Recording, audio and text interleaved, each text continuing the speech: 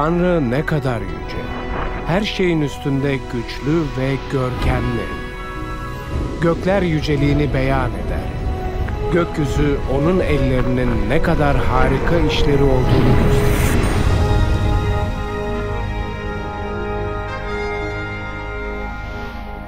Gün be gün onu anlatır. Gökyüzü her gece onu tanıtır. Gökleri yaratırken Tanrı yeryüzünü de yarattı ve yerin tozundan insana şekil verip ona hayat nefesini üfledi.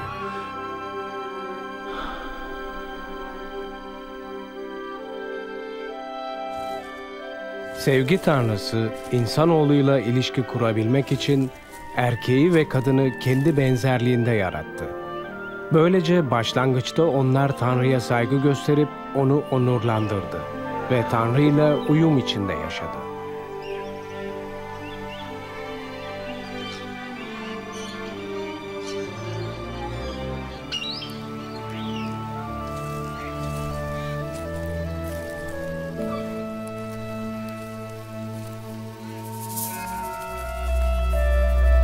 Şeytan, kadını yasaklanmış meyveyi yemesi için ayartana kadar bu böyle devam etti. Kadın meyveyi erkeğe verdi ve o da yedi. Meyveyi yemekle insanoğlu Tanrı'ya isyan etti ve kendi yoluna gitti.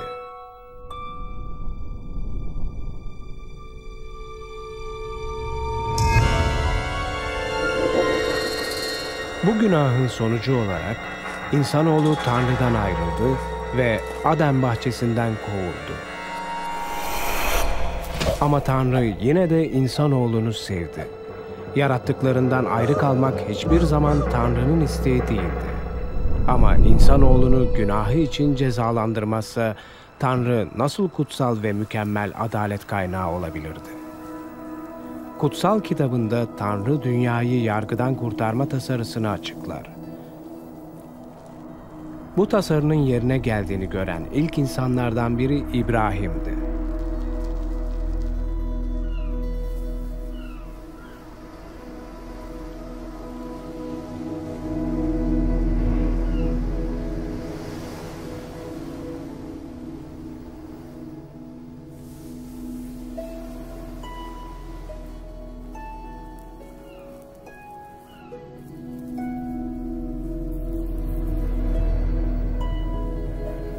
İbrahim doğru bir kişiydi. Tanrı onu kutsayacağını ve soyunu denizdeki kum ve gökteki yıldızlar kadar çoğaltacağını vaat etti.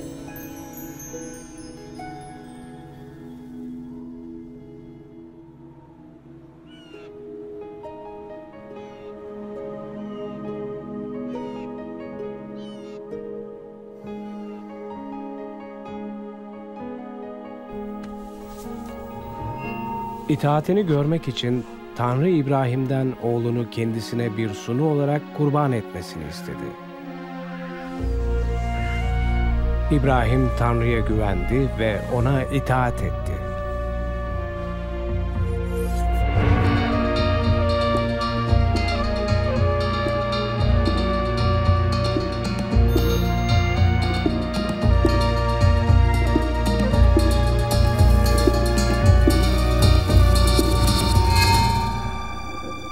Ama oğlunu kurban etmek için bıçağı kaldırdığında Rabbin meleği ona engel oldu. İbrahim'in Tanrı'dan korktuğunu ve ona itaat etmeye hazır olduğunu gördü. Sonra İbrahim boynuzlarından çalılara takılmış bir koç gördü ve oğlu yerine Tanrı'ya onu sundu. Böylece Tanrı İbrahim'e günah için geçici bir kurban olarak bir kuzu ya da benzeri bir hayvanın sunulması gerektiğini gösterdi. Ta ki Tanrı'nın insanlığın günahlarının cezasını ödemek için sağlayacağı son kurbanı gönderene kadar. Günahın insanlığı Tanrı'dan ayırmasına karşılık sunulan kurban bozulmuş ilişkiyi düzeltecekti. Kutsal yazılar dünyanın günahları için ölmek üzere gelecek olan son kurbandan bahseder. Tıpkı koç İbrahim'in oğlunun yerini aldığı gibi gelecek olan da insanlığın yerini alacaktı. Öyle ki insanlık bağışlansın. Kimileri gelecek olan bu kişiye Mesih diyordu. Dünyayı Tanrı'yla sonsuza dek barıştırmak üzere gelecekti.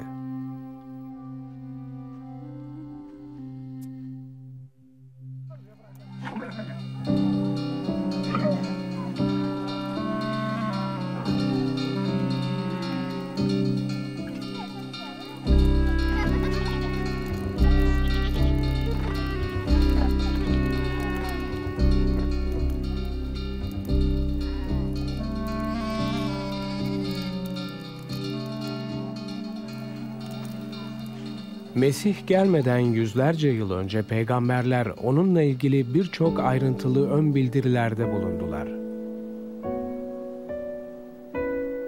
Yeşaya peygamber Mesih'in doğumunun mucizevi olacağını söylemişti. Bakire bir kız gebe kalacak ve ruhsal anlamda Tanrı'nın oğlu olacak bir çocuk doğuracaktı. Mika peygamber Mesih'in Betlehem'de doğacağını söylemişti.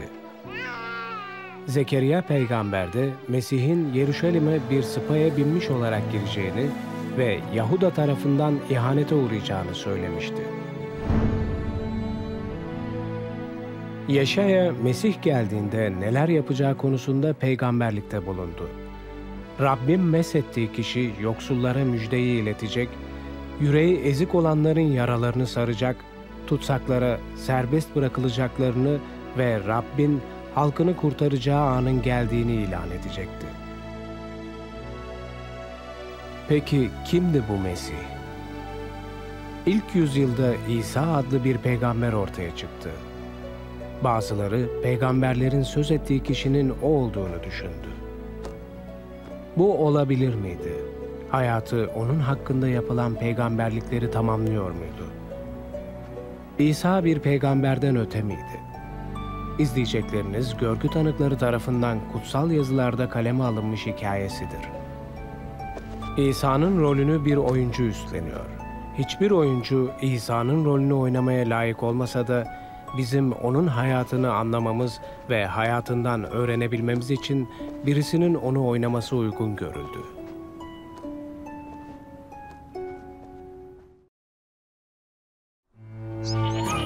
Ben Luka. Aramızda olup bitenleri özenle araştırmış olarak size düzenli bir biçimde anlatmayı uygun gördüm. Böylece size öğretilenlerin doğruluğunu bilesiniz diye.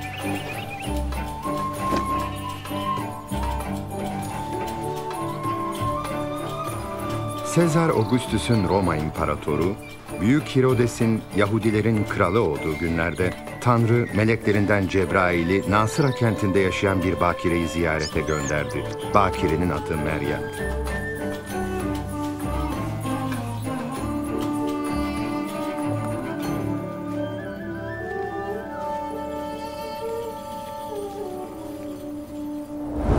Korkma Meryem, sen Tanrı'nın lütfuna erdin. Hamile kalıp bir erkek çocuk doğuracaksın. Çocuğun adı İsa olacak. Ama nasıl olur? Ben bakireyim. Kutsal ruh senin üzerine inecek. Doğuracağın çocuk yüce biri olacak. Kendisine Tanrı'nın oğlu denecek. Onun egemenliği sonsuza dek sürecek. Böylece Meryem kuzeni Elizabeth'i ziyarete gitti. Mucizevi bir şekilde Elizabeth de hamileydi. Elizabeth. Meryem. Sevgili Meryem. Ha. Kadınların en kutsalı. Senin doğuracağın çocuk da kutsal olacak. Çünkü sesini duyduğum an karnımdaki çocuk sevinçle kıpırdadı, sevinçle.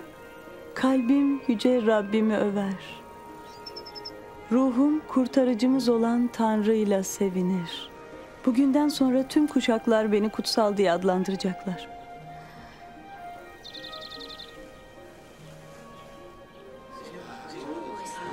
Ey Nasıra halkı! Duyduk duymadık demeyin. Sezar Augustus'un fermanıyla bir sayım yapılacaktır. Bu nedenle Celile ve Yahudiye bölgelerinde oturanların hepsi atalarının doğduğu kent ya da kasabada derhal kayıtlarını yaptıracaktır.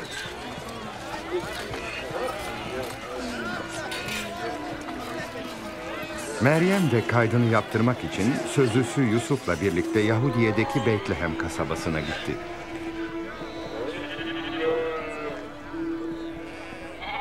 Ama Betlehem'de kalacak yer bulamadılar. Gecelemek için bulabildikleri tek yer basit bir ahırdı.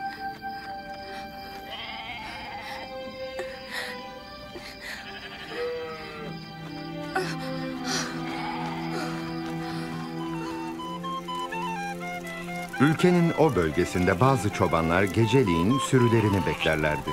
Tanrı'nın meleği onlara göründü ve birden Tanrı'nın görkemi onları sardı.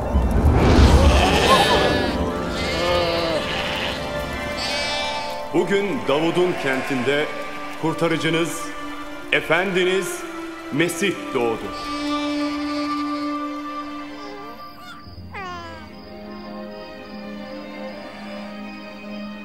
Çobanlar samanlıkta yatan bebeği görmeye gittiler.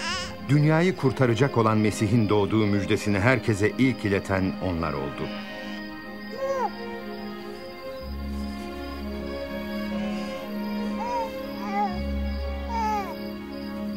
Bir hafta sonra sünnet zamanı geldiğinde bebeğe İsa adı verildi. Meryem ve Yusuf çocuğu alıp Tanrı'ya adamak için onu Yeruşalim'e götürdüler.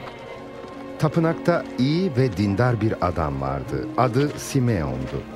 Tanrı ona Mesih'i görmeden ölmeyeceğine dair söz vermişti. Allah'ın vermiş olduğu sözü tuttun. Bu kulun artık huzur içinde ölebilir.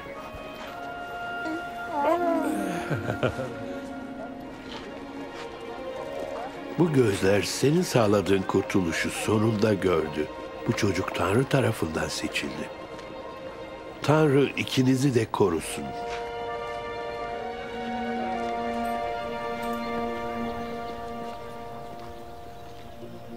Yusuf ve Meryem, Musa peygamberin yasasına göre tüm görevlerini yerine getirdikten sonra Yeruşalim'den ayrılıp Nasıra'ya geri döndüler. İsa 12 yaşına geldiğinde Yusuf ve Meryem onu Fısıh Bayramı'nı kutlamak üzere Yeruşalim'e götürdüler. Geri dönmeye hazırlanırlarken İsa'nın yanlarında olmadığını gördüler. İsa onlardan uzaklaşıp geride kalmıştı. Onu aramak için kente döndüler. 3. gün tapınakta onu din bilginleriyle otururken buldular. Böyle sorular soran bu küçük kimin çocuğu acaba biliyor musun? Nasıralıdır efendim. Bizi terk ettiğini sanmıştık. Lütfen bağışlayın onu efendim. Onu dinleyen herkes hayran kalmıştı.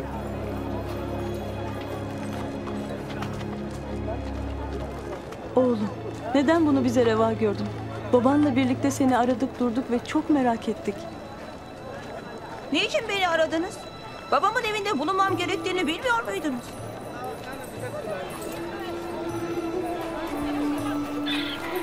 İsa onlarla birlikte Nasıra'ya döndü.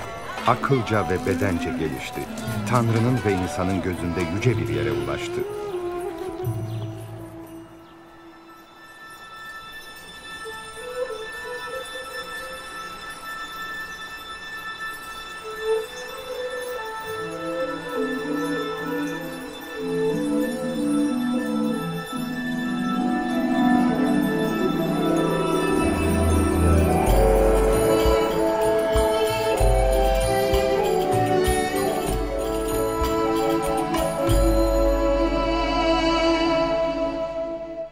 İmparator Tiberius'un egemenliğinin 15. yılıydı.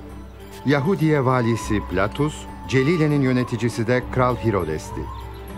Hanan ve Kayafa da din başkanlarıydı. Tanrı'nın sözleri çölün orta yerinde Yahya peygambere ulaştı. Oradan da Şeria ırmağı boyunca yayıldı. Günahlarınızdan dönün. Vaftiz olun. Tanrı günahlarınızı bağışlayacaktır.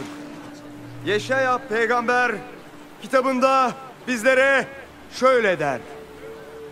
Çölde haykıran Rabbin yolunu hazırlayın. Geçeceği patikaları düzleştirin diye sesleniyor. Her vadi doldurulacak. Her dağ, her tepe alçaltılacak. Dolambaçlı yollar doğrultulacak. Engebeli yollar düzleştirilecek. O zaman Rabbin yüceliği görülecek ve bütün insanlar Tanrı'nın sağladığı kurtuluşu görecektir. Ne yapmamız gerekiyor? Evet, söyle bize ne Ey yapmalıyız? engerekler soyu! Ne yapmamız gerekiyor? Yardım et bize. Evet, ne yapacağız? 2 gömleği olan birini gömleği olmayana versin. Yiyeceği olan yiyeceğini olmayanla paylaşsın. Hocam. Biz vergi memuruyuz. Ne yapmamız gerekiyor? Gerektiğinden fazla vergi almayın. Peki ya biz? Biz ne yapmalıyız? Kimseden zorla para almayın. Kimseyi yalan yere suçlamayın. Aldığınız ücretle yetinin.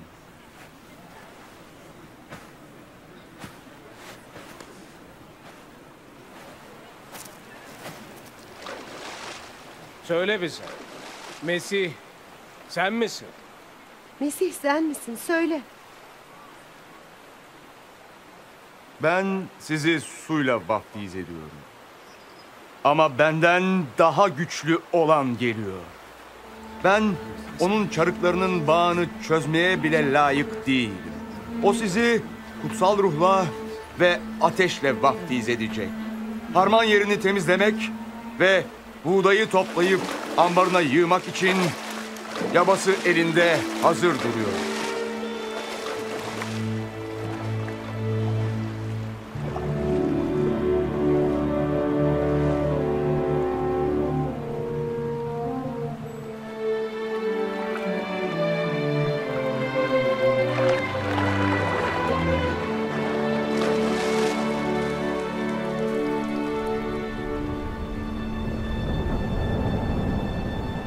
Tanrı'nın kutsal ruhu bir güvercin biçiminde İsa'nın üzerine kondu.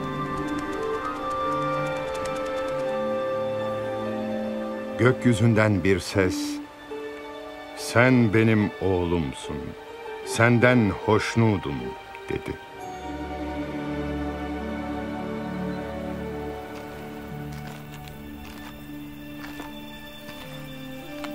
İsa kutsal görevine başladığı zaman 30 yaşlarındaydı. Şeria ırmağından kutsal ruhla dopdolu dönmüştü. Bu ruh onu çöle götürdü. Orada 40 gün süreyle şeytan onu ayartmaya çalıştı. Bu süre boyunca İsa hiçbir şey yemedi.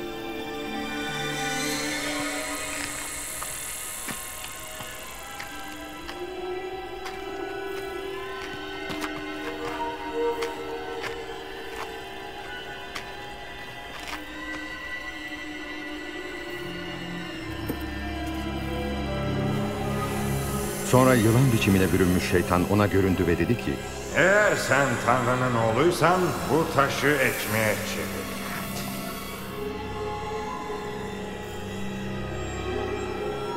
Kitap der ki, insan yalnız ekmekle değil, Tanrı'nın her sözüyle yaşar.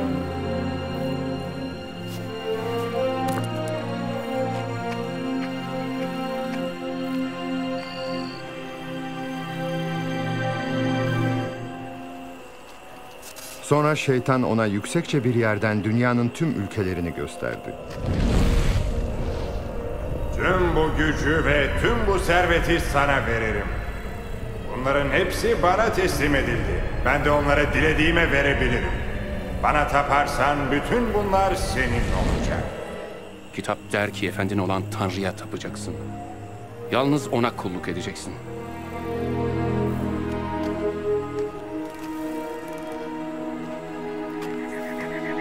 Bu sefer de şeytan onu Yeruşalim'e götürüp tapınağın tepesine çıkardı. "Sen Tanrı'nın oğluysan kendini buradan aşağıya. Çünkü bir ayet der ki Tanrı meleklerine seni korumalarını buyuracaktır. Ayakların taşa çarpmasın diye melekler seni elleri üzerinde taşıyacak." Bir başka ayette der ki, efendin olan Tanrı'nı sınamayacaksın.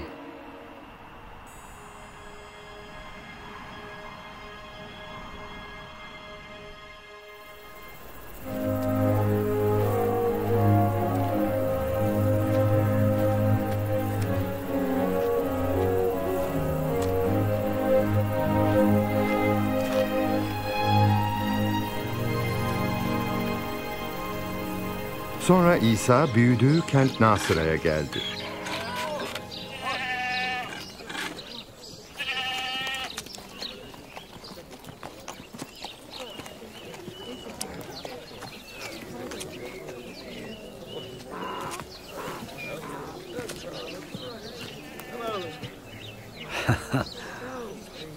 Merhaba.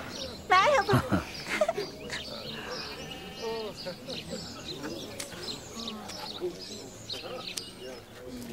Yahudilerin ibadet günü olan Şabat günü İsa her zamanki gibi bir havraya gitti.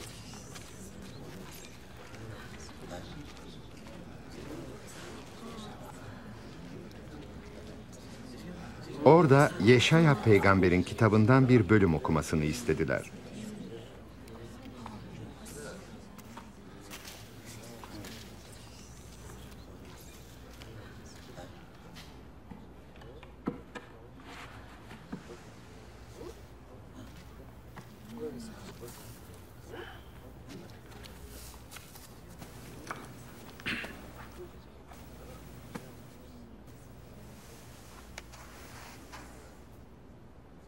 Rabbin ruhu üzerimdedir. O beni müjdeyi yoksullara iletmek için seçti. Tutsaklara serbest bırakılacaklarını, körlerin gözlerinin açılacağını duyurmak için beni gönderdi. Ezilenleri özgürlüğe kavuşturmak, Tanrı'nın halkını kurtaracağı zamanın geldiğini bildirmek için beni gönderdi. İyi konuşuyor.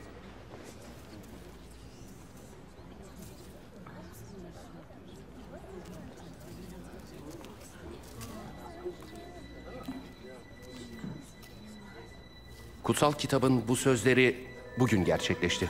Kitap gerçekleşti mi? Ama bunları sadece Mesih gerçekleşti. Doğru söylediğini nereden biliyorsun? Kuşkusuz ey hekim, sen önce kendini iyileştir deyimini hatırlayacaksın. Başka yerlerden de duyduk. Aynını burada, kendi yurdunda yap diyeceksiniz. Size şunu söyleyeyim. Hiçbir peygamber kendi memleketinde kabul edilmez. İsa bunları söylemekle kendini Mesih, yani Tanrı'nın insanlığı kurtarmak için seçtiği kişi ilan etti. Yahudilerin birçoğuysa Mesih'i reddettiler. Onu uçurumdan aşağı atmak istediler ama o kalabalığı yarıp geçti.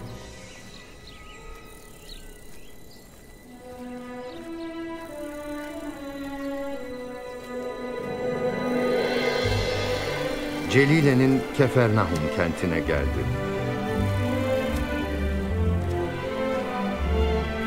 Roma işgalinin etkileri her yanda belli oluyordu.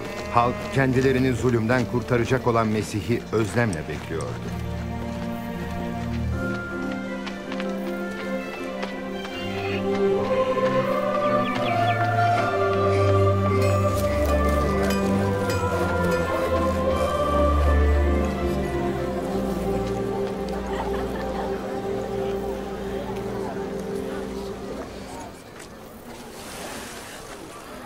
Sana esenlikler dilerim. Ben de size efendim. Acaba kayığın beni alır mı Simon? Elbette. Bizi bırakıp gitmeyecek değil mi? Konuş bizimle ne olur. Bırakma bizi ne olur. İsa konuş bizimle.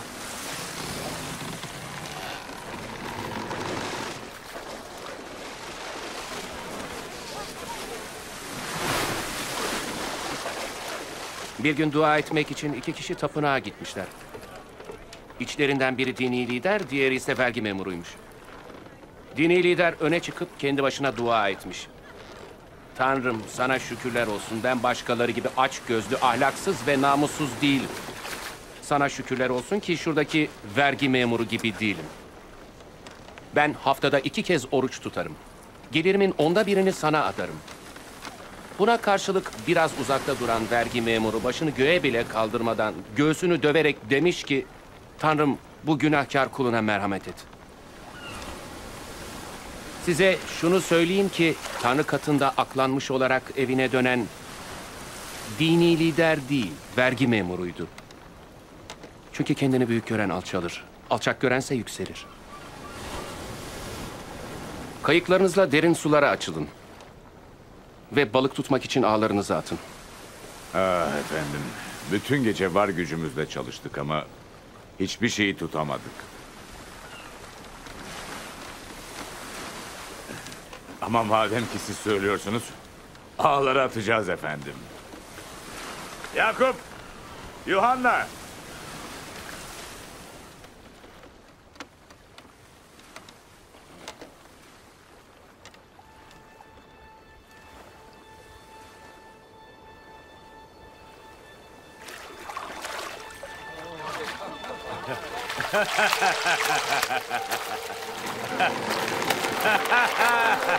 Yakup!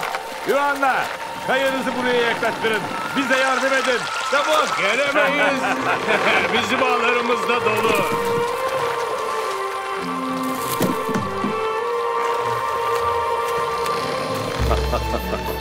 Artık yeter.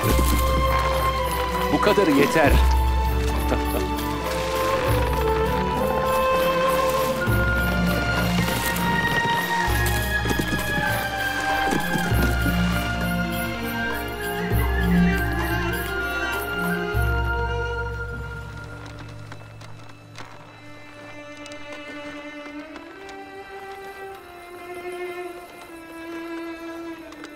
Uzaklaşın benden efendim. Ben günahkar bir insanım. Korkma. Bundan böyle insanları yakalayacaksın.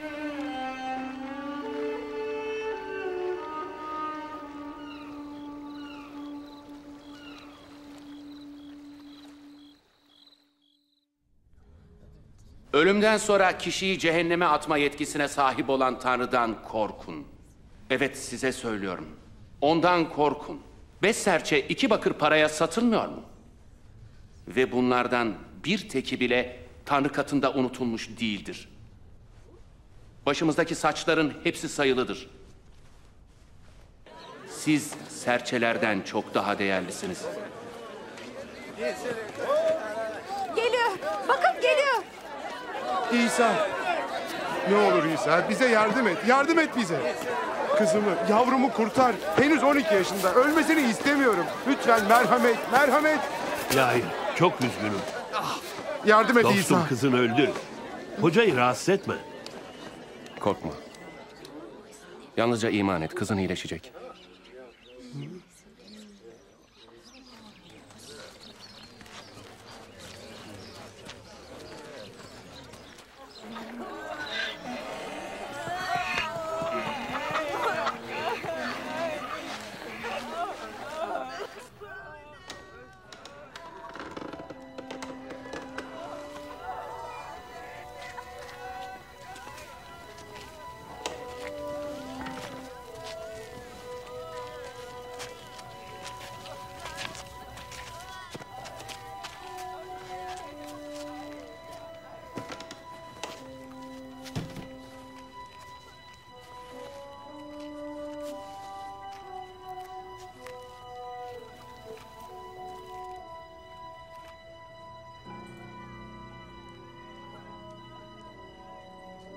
Ağlamayın.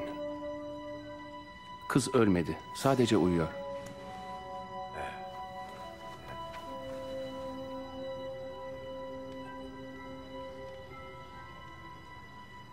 Çocuğum. Kalk. Bak kalktı.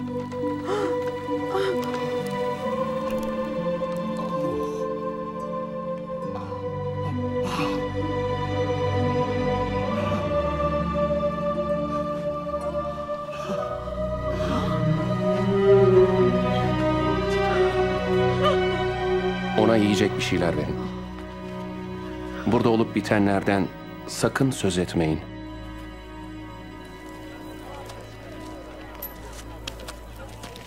Bundan sonra İsa, Matta Levi adında bir vergi memuru gördü. Matta kapıda oturmuş, gümrük vergilerini topluyordu.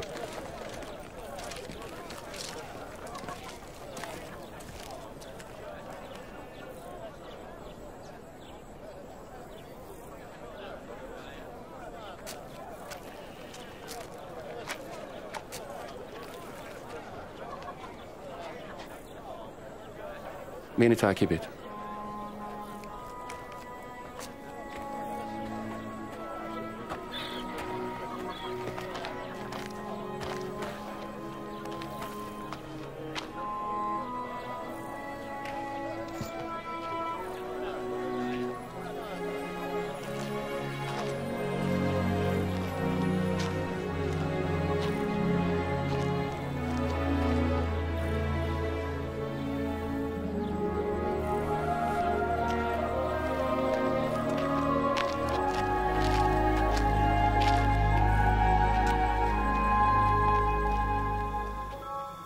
İsa dua etmek için bir tepeye çıktı ve bütün geceyi orada dua etmekle geçirdi.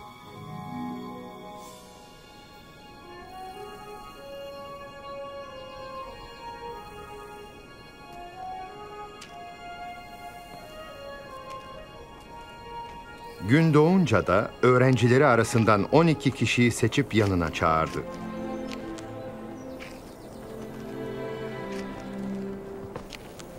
Kaya anlamına gelen Petrus adını verdiği Simon.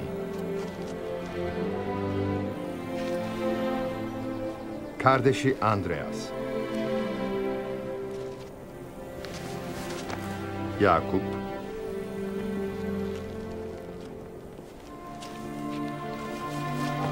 Yuhanna.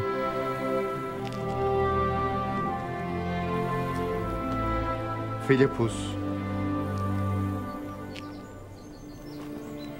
Bartalmay. Matta.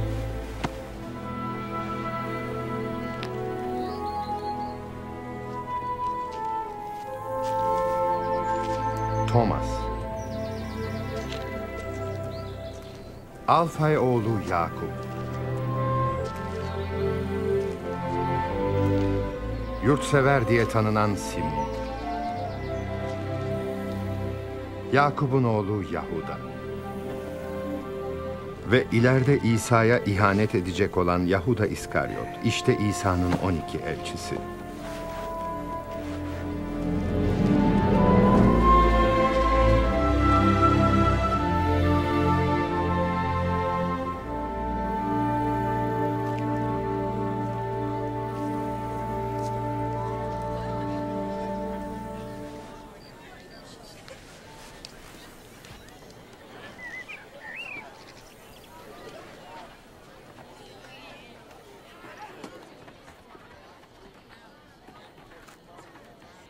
Siz yoksullara ne mutlu. Tanrı'nın egemenliği sizindir. Şimdi aç olanlara ne mutlu, siz doyacaksınız. Şimdi ağlayanlara ne mutlu, siz güleceksiniz. İnsanlar benden ötürü sizden nefret edip size hakaret ettiği zaman ne mutlu size. Bunlar olunca sevinin, sevinçle coşun. Cennetteki ödülünüz büyük olacaktır. Onların ataları da peygamberlere aynı şeyi yaptılar.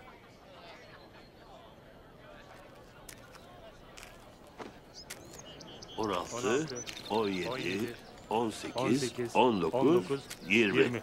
İşte hepsi bu kadar. Ne demek hepsi bu kadar? Vay halinize şimdi zengin olanlar. Rahatınız bir gün sona erecek.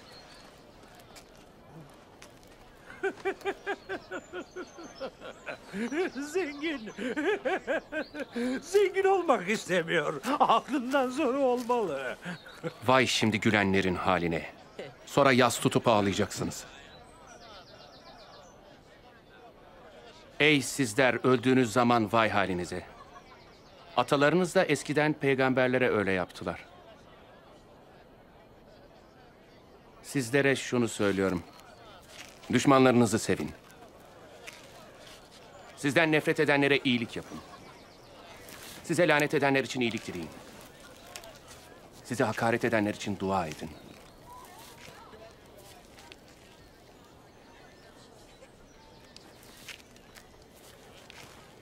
Bir yanağınıza vuran olursa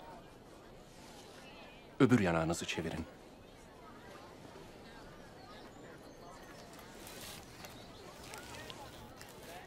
Eğer biri ceketinizi alırsa gömleğinizi ondan esirgemeyin. Sizden bir şey dileyen herkese verin. Sizin malınızı alandan onu geri istemeyin.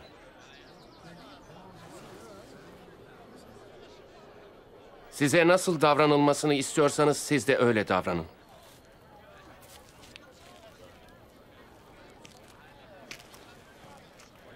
Yalnızca sizi sevenleri severseniz bunda övünecek ne var?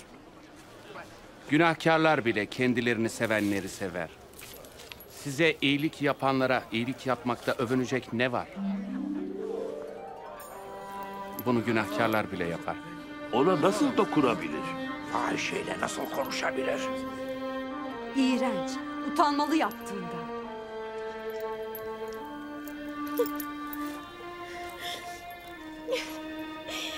Hayır. Düşmanlarınızı sevin. Onlara iyilik yapın. Karşılığını beklemeden borç verin. Daha sonra alacağınız ödül büyük olacaktır. Yüce Tanrı'nın çocukları olacaksınız. O kötülere ve nankörlere bile iyi davranır. Siz de babanız Tanrı gibi merhametli olun. Kurtar bizi İsa! Kimseyi yargılamayın ki size yargılanmayasınız. Suçlamayın ki siz de suçlanmayasınız. Bağışlayın ki sizi de bağışlasınlar. Efendim, yol göster bize.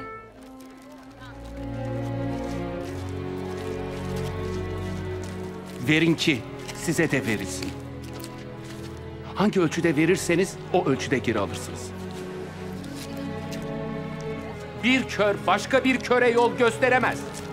Buna kalkışırsa ikisi de çukura düşer. Kardeşinin gözündeki kıymığı görüyorsun da kendi gözündeki merteği neden fark etmiyorsun? Bize yol göster Efendimiz. Sana muhtacız Efendimiz. Ne mutlu seni doğuran, seni emziren anneye. Asıl Tanrı'nın sözünü duyup ona itaat edenlere ne mutlu. Bu adamı tanımak isterdim. Sence o adam Mesih olabilir mi?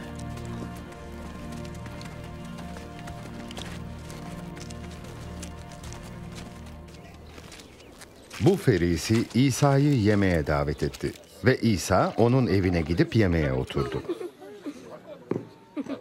Hadi çocuklar, yatın artık. Dediğimi duydunuz, yatın artık. Bunlar hep böyle, yapmadıkları yaramazlık kalmaz. Bu kadının burada ne işi var? Bilmiyorum.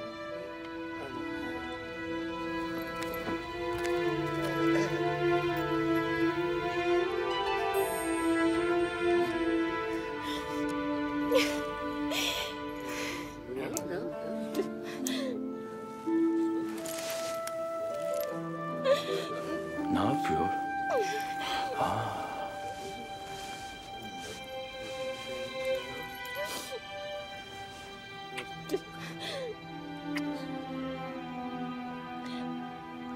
Eğer bu adam gerçekten peygamber olsaydı kendisine dokunan bu kadının kim olduğunu bilirdi.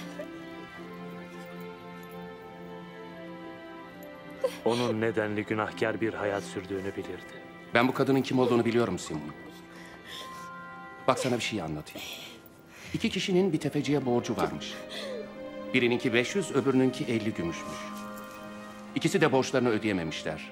Alacaklı ikisinin de borcunu bağışlamış. Hangisi alacaklıyı daha çok sever? Sanırım daha fazla bağışlanan. Doğru dedin. Bu kadını görüyor musun? Ben senin evine geldim. Sen bana ayaklarımı yıkamam için su bile vermedin. Ama o gözyaşlarıyla yıkadı, saçlarıyla kuruladı. Sen beni öperek karşılamadın. Oysa geldiğinden beri durmadan ayaklarımı öpüyor. Sen başıma sürmek için yağ hazırlamadın. Ama o ayaklarıma güzel kokular sürdü. Sana şunu söyleyeyim. Gösterdiği bu büyük sevgi onun günahlarının bağışlandığını kanıtlar. Az bağışlanan az sevgi gösterir.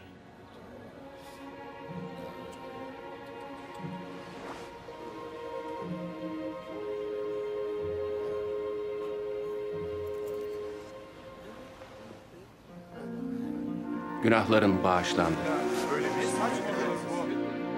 İmanın seni kurtardı. Esenlikle git.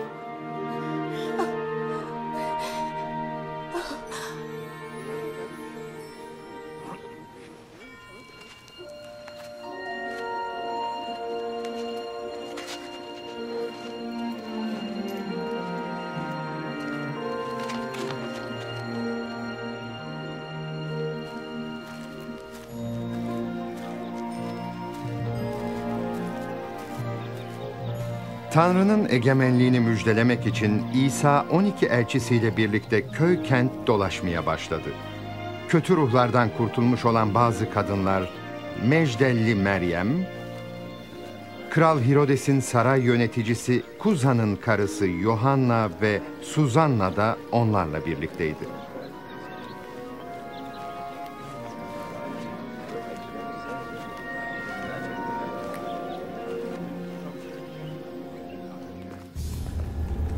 Roma'nın Celile'ye tayin ettiği kukla kral Herodes, kardeşinin karısıyla evlenmesini hoş karşılamayan Yahya peygamberi hapse attırmıştı. Yahya peygamberin öğrencilerinden biri ona gördüklerini anlatıyordu. Ne oldu? Nain kentinin kapısından bir cenaze çıkıyordu. Ölen dul kadının tek oğluydu. Kadını görünce İsa'nın kalbi acıyla doldu. Ölünün bedenine dokunup dedi ki, "Delikanlı, sana söylüyorum, ayağa kalk." İşte o zaman ölü doğrulup oturdu ve böylece İsa onu annesine bağışladı. Öyleyse git, İsa'ya şunu sor. Yahya'nın gelecek dediği sen misin? Yoksa başkasını mı bekleyeceğiz?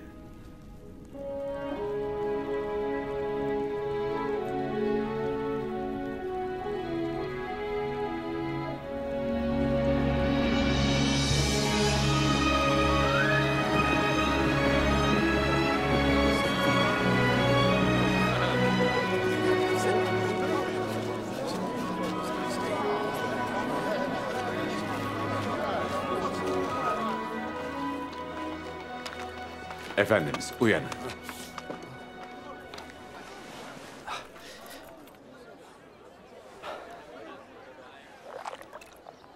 Efendimiz.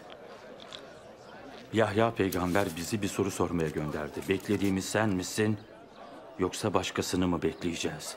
Gidip Yahya'ya görüp duyduklarınızı anlatın. Körler görüyor, topallar yürüyor. Ne mutlu benden şüphesi olmayanlara.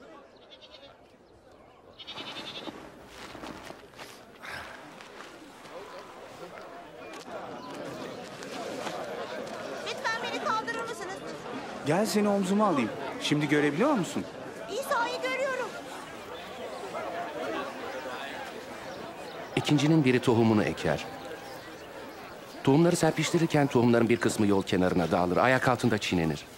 Gökteki kuşlar tarafından yenir. Bazıları kayalık yere düşer. Düşen tohumlar filizlenince susuzluktan kuruyup gider. Bazıları dikenlerin arasına düşer. Ve dikenler büyüyünce onları boğar. Bazıları da iyi toprağa düşer. Ve o tohumlar büyüdüklerinde 100 kat ürün verirler. Efendimiz, kalabalıkta konuşurken neden hep benzetmeler kullanıyorsun? Tanrı'nın egemenliğinin sırları size verildi. Ama başkalarına bunlar benzetmelerle anlatılır. Bunlar bakan ama görmeyenler, işiten ama anlamayanlar için.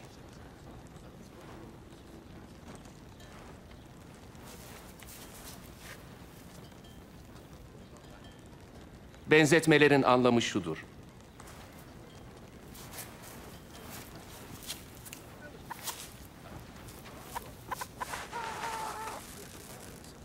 Tohum Tanrı'nın sözüdür.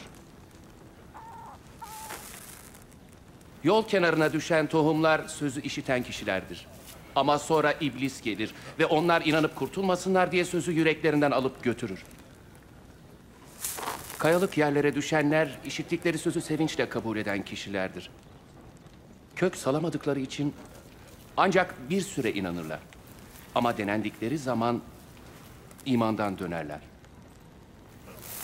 Dikenlerin arasına düşenler sözü işiten ama zamanla yaşam kaygıları, zenginlikleri ve zevkleri içinde boğulan insanlardır. Onlar olgun ürün veremezler. İyi toprağa düşen tohumlar sözü işitince onu itaatkar ve iyi bir yürekte saklayanlardır. Bunlar sabırla dayanarak ürün verirler.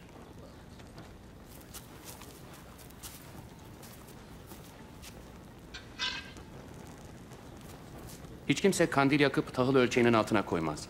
Ya da onu gizlemez. Aksine içeri girenler ışığı rahatça görsün diye onu yüksekçe bir yere koyar. Açığa çıkarılmayacak gizli bir şey yoktur. Bilinmeyecek ve aydınlığa çıkmayacak saklı bir şey yoktur. Öyleyse iyice dinleyin. Çünkü az şey olana daha çok verilecek. Ama hiçbir şeyi olmayanlar kendisinde var sandığını da yitirecek. Efendim, annenle kardeşlerin dışarıdalar. Seni görmek istiyorlar. Benim annem ve kardeşlerim Tanrı sözünü işitip ona itaat edenlerdir.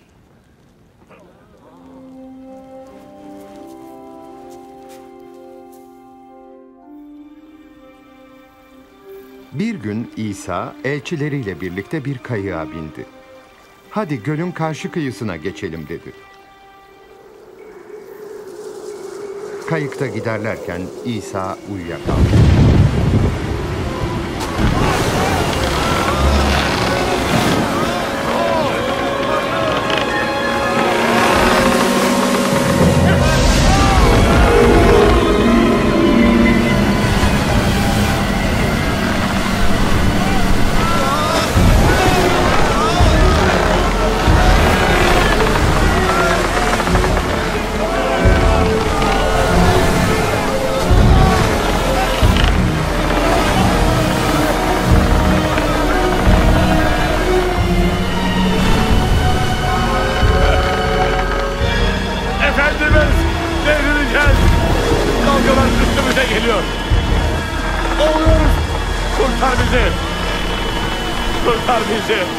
Kurtar bizi, batacağız. Efendimiz, devriliyoruz.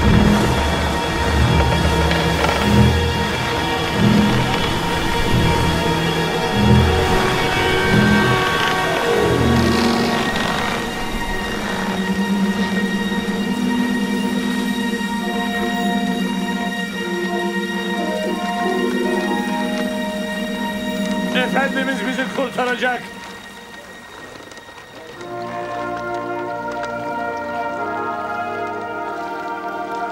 İmanınıza ne oldu?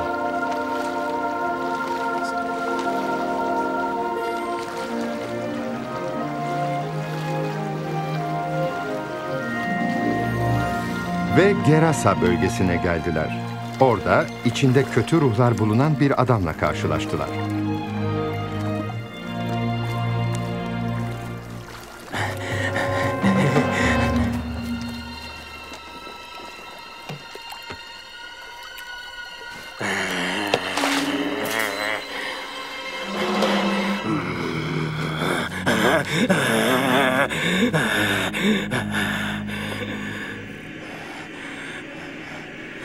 İsa, Yüce Tanrı'nın oğlu.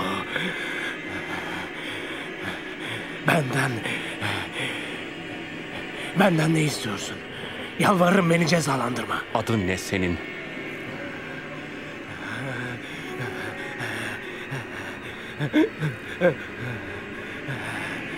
Tümen. Efendim, yalvarırız, bizi cehenneme göndermeyin. Şu domuzların içine sığınalım.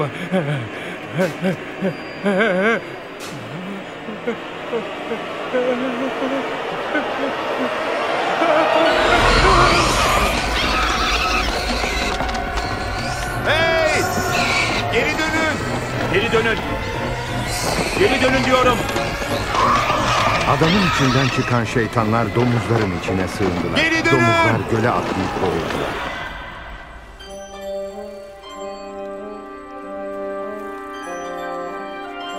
Çek git buradan! Büyücü seni!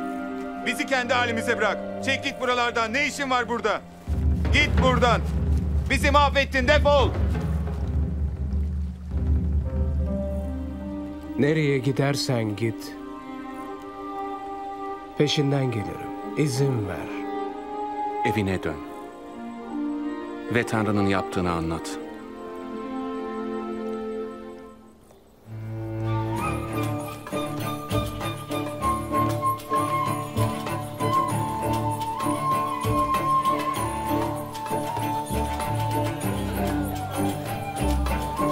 İsa ve 12 elçisi halktan ayrılarak Bethsaida kentine çekildiler.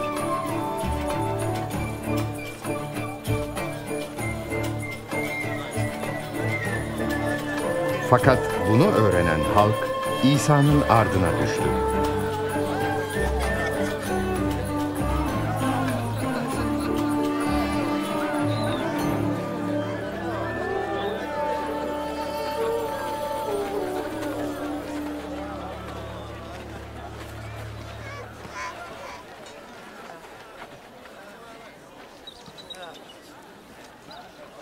Ve akşamüstü Petrus İsa'nın yanına geldi.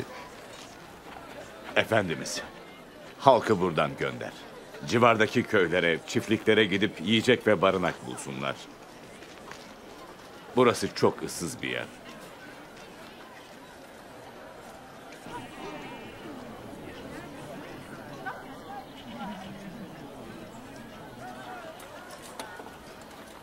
Onlara siz yiyecek verin. Ama yalnızca 5 ekmeğimizle 2 balığımız var.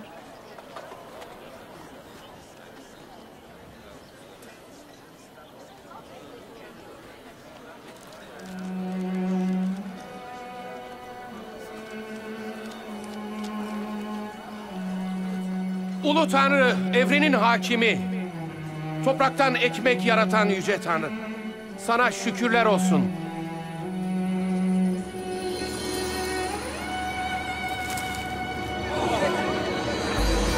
Bu bir mucize. İnanılmaz. Bu bir mucize.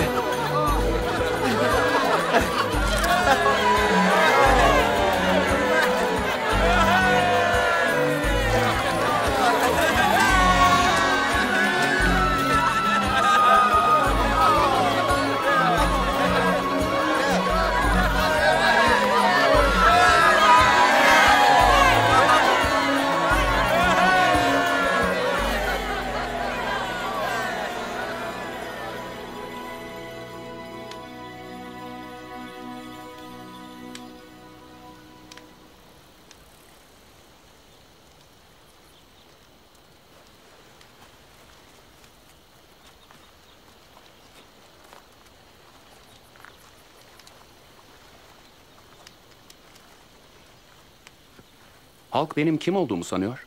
Bazıları senin Yahya peygamber, bazıları da İlyas olduğunu söylüyor. Diğerleri ise eski peygamberlerden biri dirilip geri döndü diyor. Peki ya sizler? Sizce kimim ben?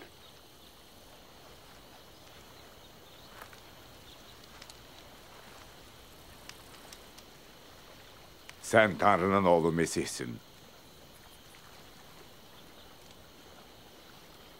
Bundan hiç kimseye söz etmeyin. İnsanoğlu acılar çekecek, reddedilecek. Ölüme mahkum olup öldürülecek. Ama 3. gün ölümden dirilecek.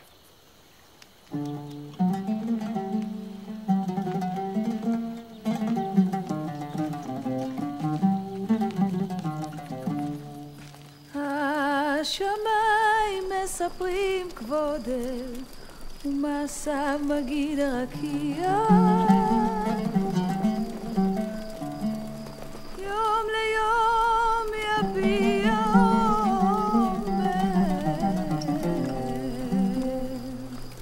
ולילה ללילה יחווה דעת.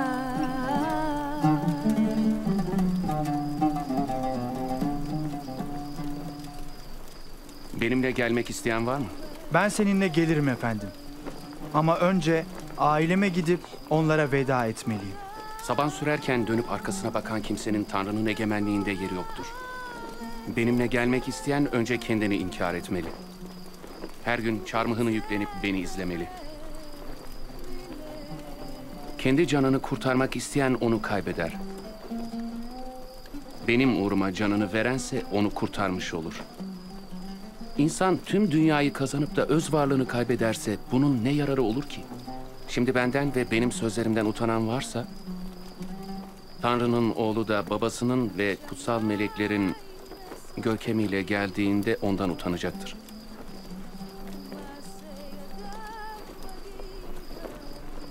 Şunu bilin ki, buradakilerden bazıları Tanrı'nın egemenliğini görmeden ölmeyecek.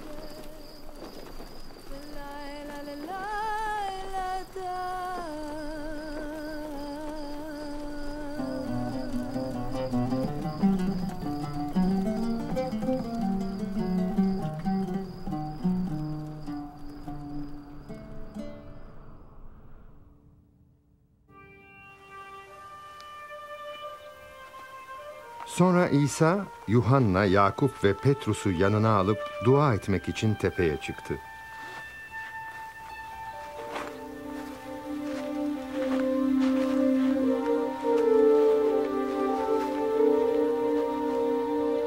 dua ederken birden İsa'nın yüzü değişti. Giysileri göz kamaştırıcı bir beyazlığa büründü.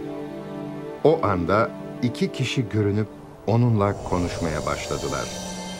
İlahi bir ihtişam içinde olan bu iki peygamber Musa ve İlyas'tan başkası değillerdi. Sen Tanrı'nın amacını gerçekleştireceksin. Yeruşalim'de öleceksin.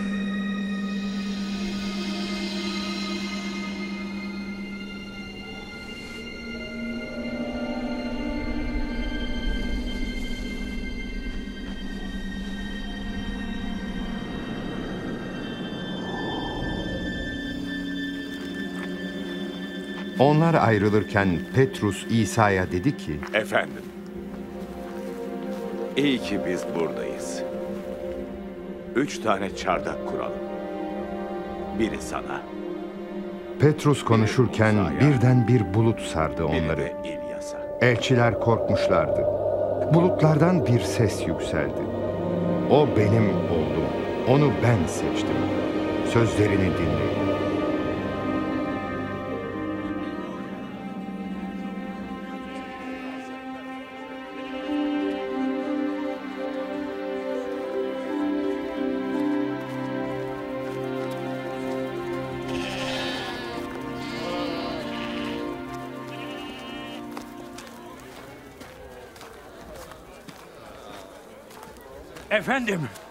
Efendim, yalvarırım oğluma bak. Ne olur ona yardım et. O benim biricik yavrum. Kötü ruhu kovmalar için elçilerine yalvardım. Ama yapamadılar.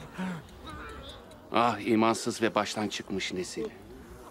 Daha nice burada kalıp size tahammül edeceğim. Getir oğlunu buraya.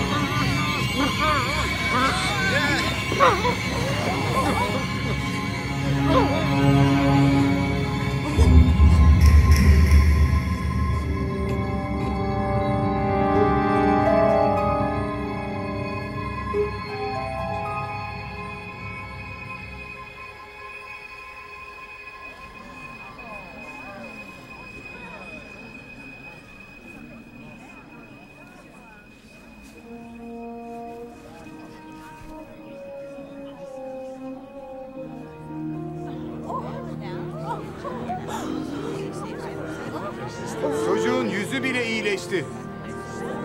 Bu bir mucize.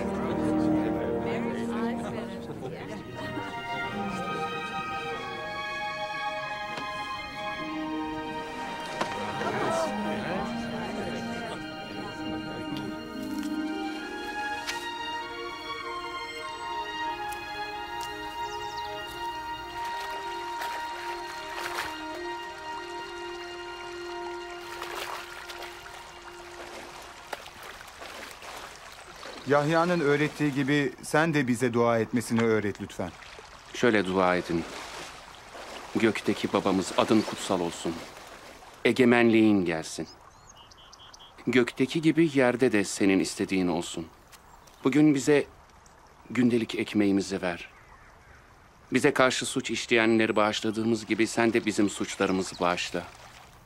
Bizi zor tecrübelerden geçirme. Bizi kötülükten kurtar.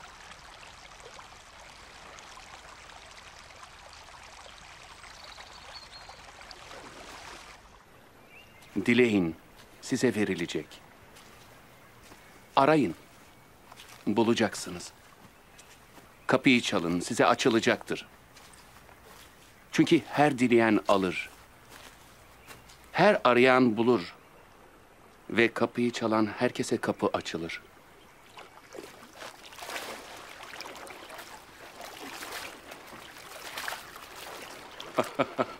Aranızda oğlu balık istediğinde yılan veren ya da yumurta istediğinde akrep veren bir baba var mı? Sizler nedenli kötü olsanız da çocuklarınıza iyi şeyler vermek istersiniz. Öyleyse gökteki babanızın dileyenlere kutsal ruhu vereceği daha kesindir. Size şunu söyleyeyim. Yaşamınızda ne yiyeceğiz, ne giyeceğiz diye kaygılanmayın. Çünkü yaşam yemekten daha önemlidir. Beden giyinmekten daha önemlidir. Kargaları düşünün. Ne ekerler, ne de biçerler. Ne kilerleri vardır, ne de ambarları. Ama onları Tanrı doyurur. Siz kuşlardan çok daha değerlisiniz.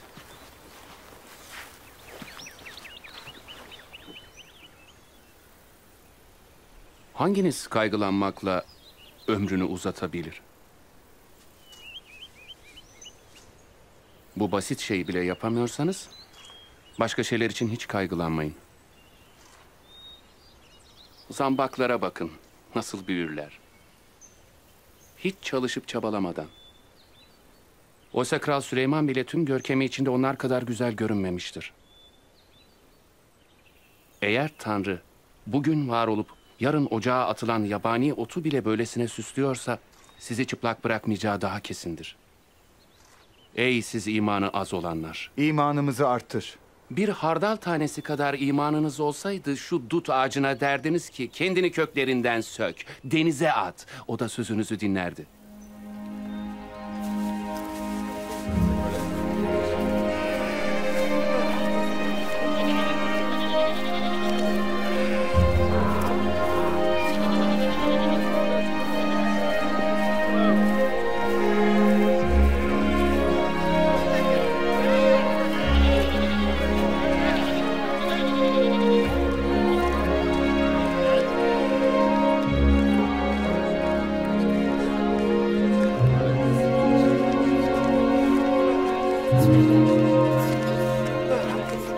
Her zaman günahı teşvik eden şeyler olacaktır. Ama vay günaha teşvik edene.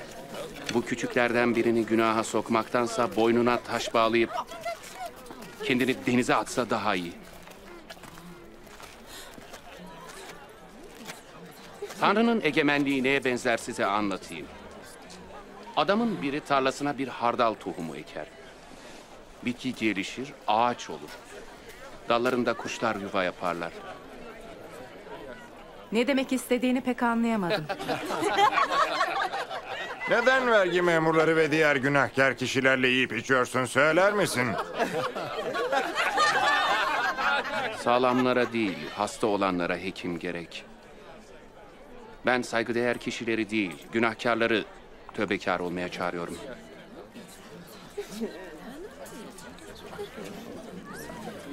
Tanrı'nın egemenliği hakkında daha fazla bilgi verir misiniz? Sakın korkmayın ey küçük sürü. Tanrı size egemenliği bağışlamaktan mutludur. Bütün mallarınızı satın, paranızı yoksullara dağıtın. Kendinize eksilmeyecek bir kese bulup cennette servet edinin. Oradaki servet hiç eksilmez. Çünkü hiçbir hırsızın eli oraya ulaşmaz. Hiçbir güve bozamaz. Çünkü servetiniz neredeyse yüreğiniz oradadır.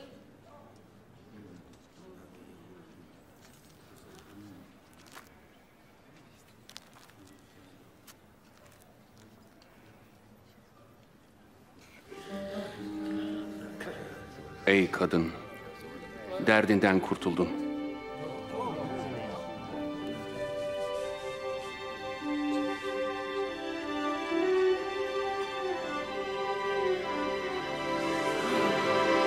Bakın, kurtuldum. Bu bir mucize. İyileşti bak, bak iyileşti. Şükürler olsun. Tam 18 yıldır hastaydım. Tanrım seni korusun. Haftada 6 gün çalışıyoruz. Şifa istemek için o günlerden birini seçin. Cumartesi kutsal günümüzdür. Sizi iki yüzlüler. Hangi biriniz öküzünü ya da eşeğini yemlikten çözüp cumartesi günü suya götürmez? Şeytanın 18 yıldır tutsak ettiği İbrahim'in torunlarından olan bu kadın cumartesi günü kurtarılamaz mı?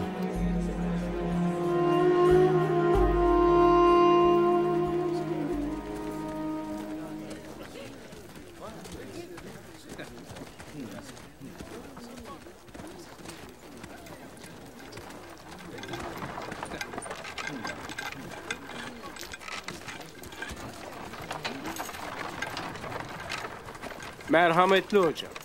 Sonsuz yaşama kavuşmak için ne yapmalıyım? Neden bana merhametli dedin?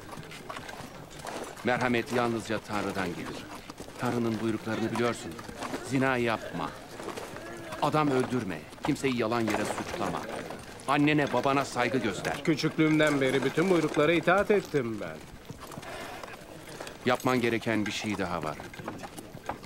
Varını yoğunu satıp parasını yoksullara dağıt. Çünkü asıl serveti cennette bulacaksın. Ondan sonra gel beni izle. Ama biz tüccarız. Zenginiz. Zengin bir insan için Tanrı'nın egemenliğine girmek ne zor. Bir zenginin Tanrı'nın egemenliğine girmesi, bir devenin iğnenin deliğinden geçmesinden çok daha zor. Öyleyse kim kurtulabilir? İnsan için imkansız olan Tanrı için mümkündür. Tam olarak nerelerde bu Tanrı'nın egemenliği? Tanrı'nın egemenliği gözle görülür nitelikte değildir. Hiç kimse, bak işte burada, işte orada diyemez. Çünkü Tanrı'nın egemenliği içinizdedir. Gün gelecek insanoğlunun günlerinden birini görmeyi arzulayacaksınız ama göremeyeceksiniz. Nasıl şimşek çakıp gökyüzünü baştan başa aydınlatırsa insanoğlunun tekrar gelişi de öyle olacaktır. Ama önce acı çekmesi ve insanlar tarafından reddedilmesi gerek.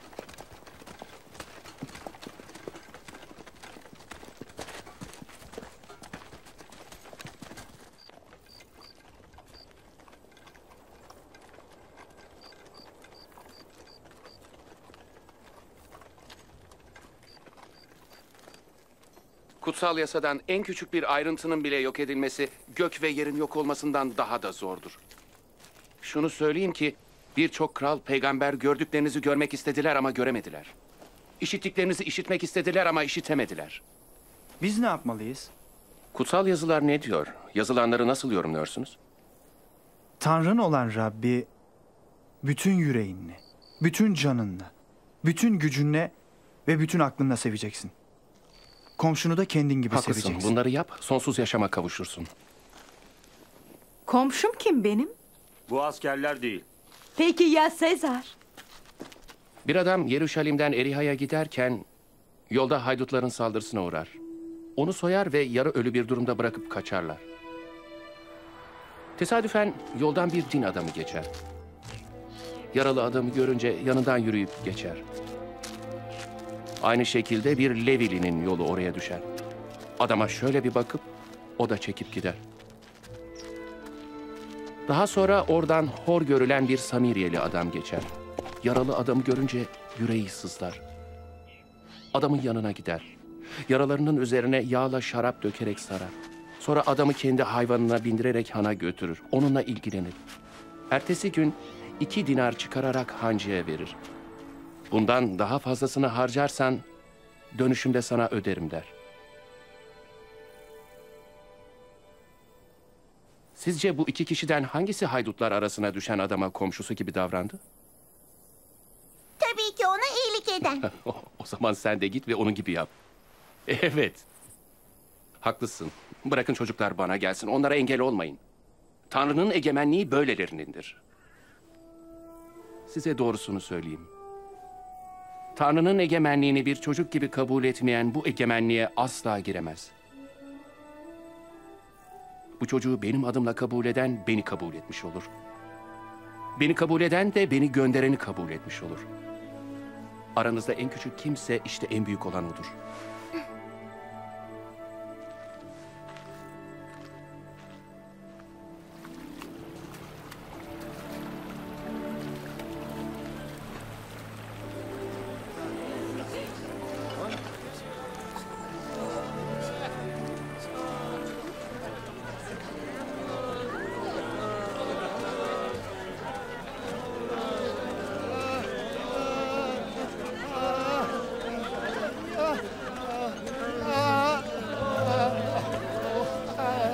Hey ne oluyor? Neler oluyor? Nasıralı İsa. Nasıralı İsa geçiyor.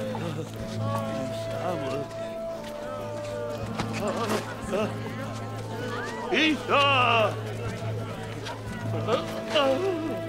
İsa! Davud'un oğlu İsa, dur! Merhamet et İsa. Senin için ne yapmamı istiyorsun? Görmek istiyorum.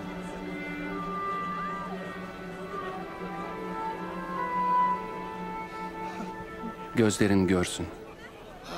İmanın seni kurtardı. Görüyorum!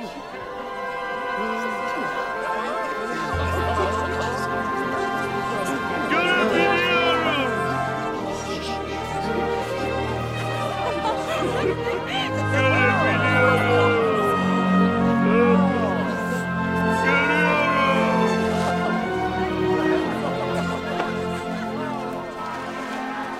İsa Yeruşalim'e giderken geçtiği her yerde büyük kalabalıklar tarafından karşılanıyordu. Halk ondan kurtuluş yolu ve Tanrı'nın egemenliği hakkında daha çok bilgi edinmek istiyordu.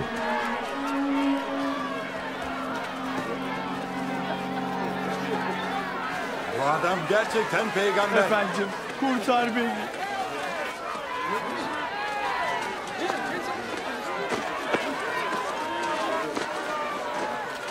Yüce İsa kurtar bizi. Şükürler olsun sana. Bize doğru yolu göster İsa.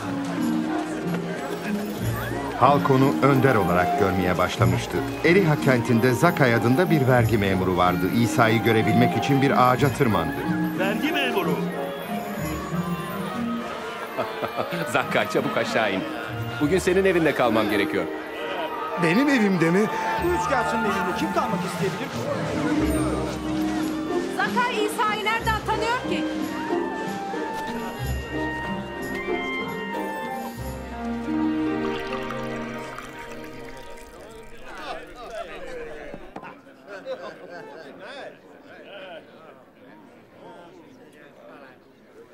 Dinleyin. Neyim varsa yarısını yoksullara vermek istiyorum. Ve eğer içinizden birini aldattımsa ona 4 kat fazlasını vereceğim.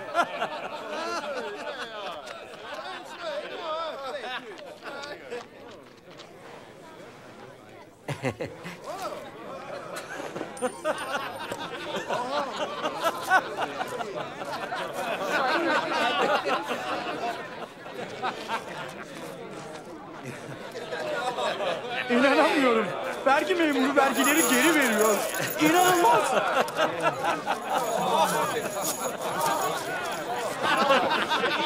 Bu ev bugün kurtuluşa kavuştu. Çünkü bu adam da İbrahim'in oğludur. İnsanoğlu kaybolanı arayıp kurtarmak için geldi.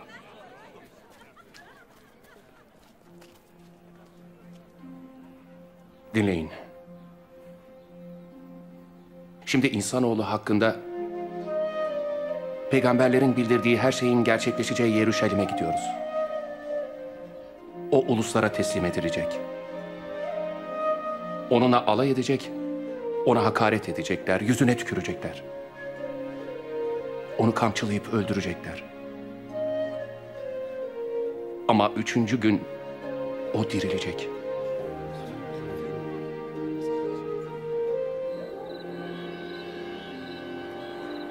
İnsanlığın günahlarını ortadan kaldıran kurban olarak öleceğini bile bile İsa Yeruşalim'e doğru yola çıktı.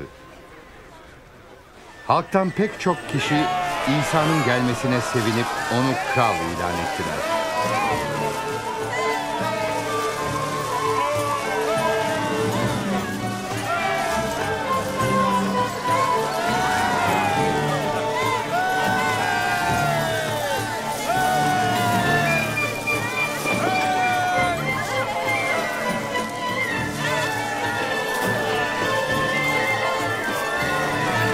Ama bazı din adamları İsa'yı azarladı. Hoca, öğrencilerine susmalarını emret. O zaman size şunu söyleyeyim. Bunlar susacak olsalar taşlar bağırmaya başlayacaktır. Rabbin adıyla gelene İsrail'in kralına övgüler olsun.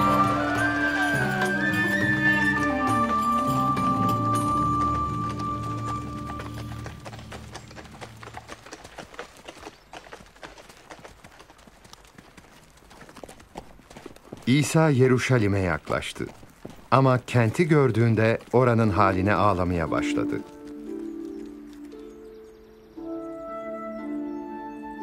Keşke sen bugün huzura giden yolu görebilseydin ama göremedin.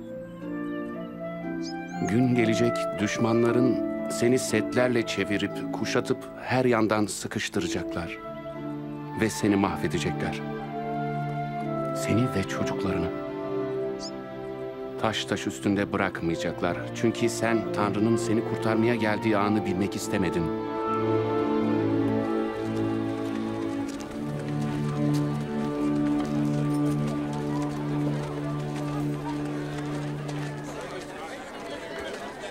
Yeruşalim'deki kutsal tapınak bir ibadet yerinden çok bir ticaret merkezi olmuştu.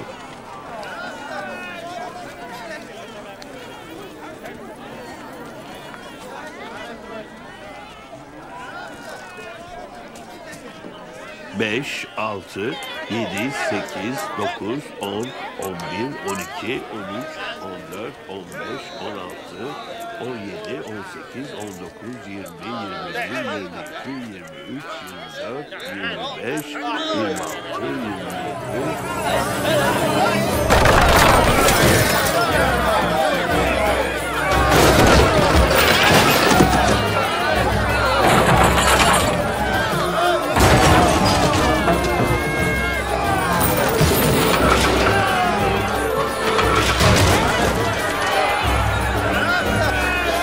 Kutsal kitap, benim evim dua evi olacaktır der.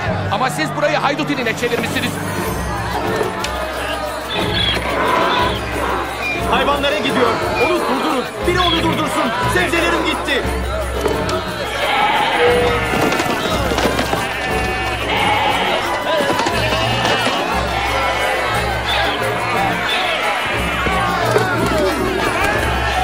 Muhafızları çağırın, muhafızları çağırın. Halkın İsa'yı kral olarak ilan etmesi bazı din adamlarının ve politikacıların huzurunu kaçırmıştı. Anlaşılan birçok kimse onu şimdiden kral kabul etmiş. Kral mı? Dilenciler, fahişeler, hırsızlar kralı. Onun gibilerini çok gördük. Gelirler, büyük sözler söylerler, kaybolur ve unutulurlar. Ama onu izleyenler gün geçtikçe çoğalıyorlar. Hepsi ona hayran. Onu kral kabul ediyorlar. Bakın sizi uyarıyorum. Eğer bu adam huzuru daha fazla bozarsa sizleri sorumlu tutarım, bunu bilmiş olun.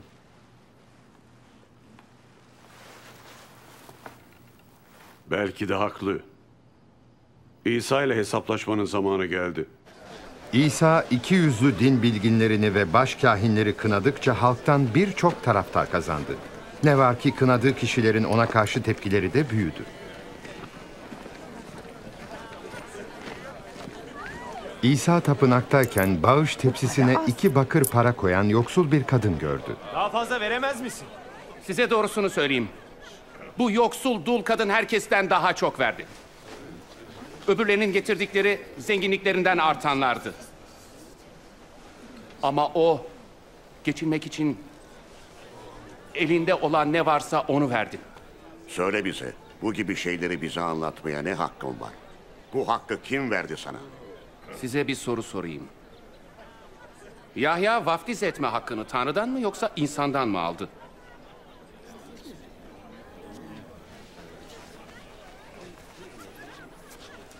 Ne desek? Tanrı'dandır desek, o zaman neden Yahya'ya inanmıyorsunuz diyecek. İnsandandır desek buradaki kalabalık bizi taşlamaya başlayacak. Çünkü hepsi Yahya'nın peygamber olduğuna inanıyor. Kimden aldığını bilmiyoruz. Öyleyse ben de bunları hangi hakla yaptığımı söylemeyeceğim.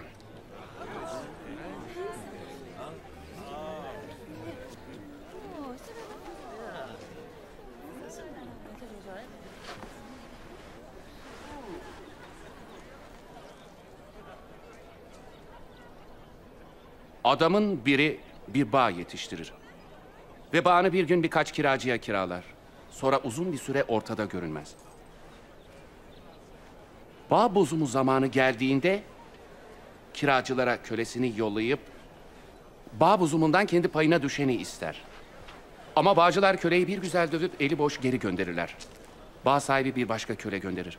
Kiracılar onu da dövüp hakaret ettikten sonra eli boş olarak geri gönderirler. Adam bu kez üçüncü bir köle gönderir.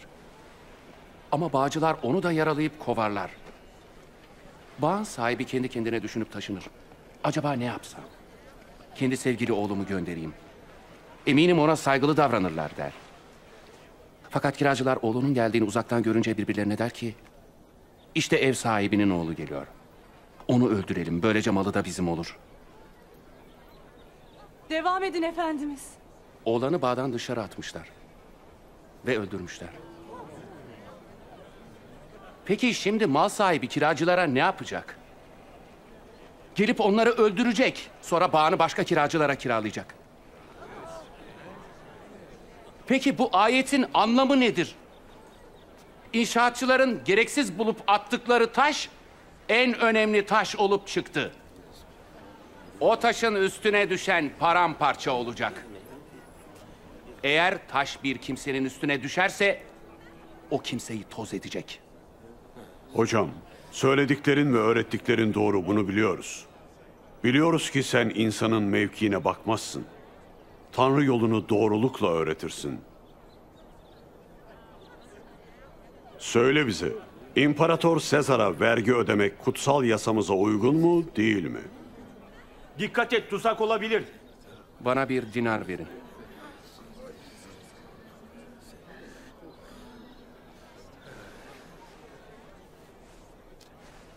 Üzerindeki yazı ve resim kimin? Sezar'ın! O zaman Sezar'ın hakkını Sezar'a, Tanrı'nın hakkını Tanrı'ya verin. Buna ne cevap vereceksin? Fısıh denilen hamursuz bayramı yaklaşmaktaydı.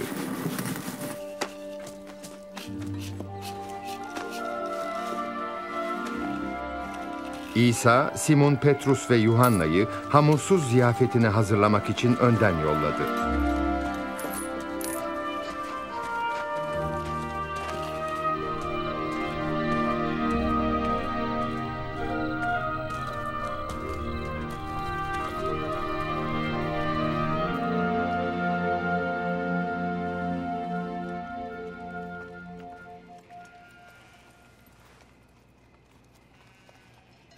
Acı çekmeden önce bu fısıh yemeğini sizinle birlikte yemeyi çok arzu etmiştim. Tanrı'nın egemenliğinde gerçek anlamını buluncaya kadar bu fısıh yemeğini bir daha yemeyeceğim.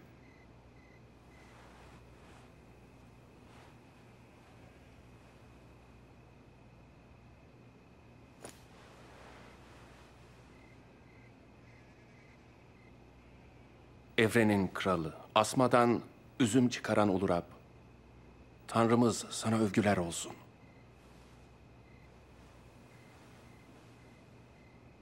Bunu alın ve aranızda paylaşın. Şunu iyi bilin ki Tanrı'nın egemenliği gelinceye kadar asmanın ürününden içmeyeceğim.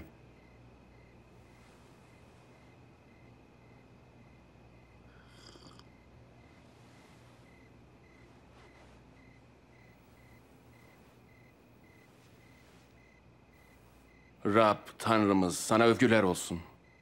Evrenin kralı, topraktan ekmek çıkaran ulu Tanrı.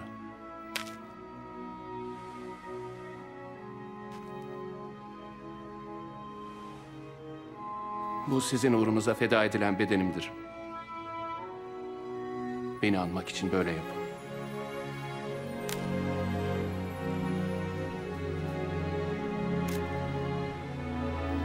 Bu kase sizin uğrunuza akıtılan kanımla gerçekleşen yeni antlaşmadır.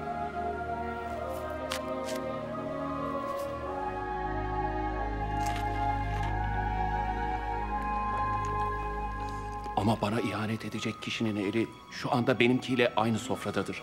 İnsanoğlu belirlenmiş olan yoldan gidiyor ama ona ihanet eden adamın vay haline. Ben miyim? Bu olamaz.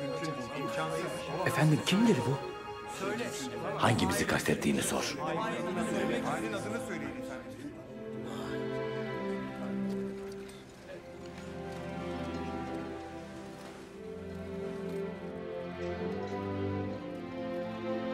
Aranızda en büyük kişi kendini en küçük saymalı.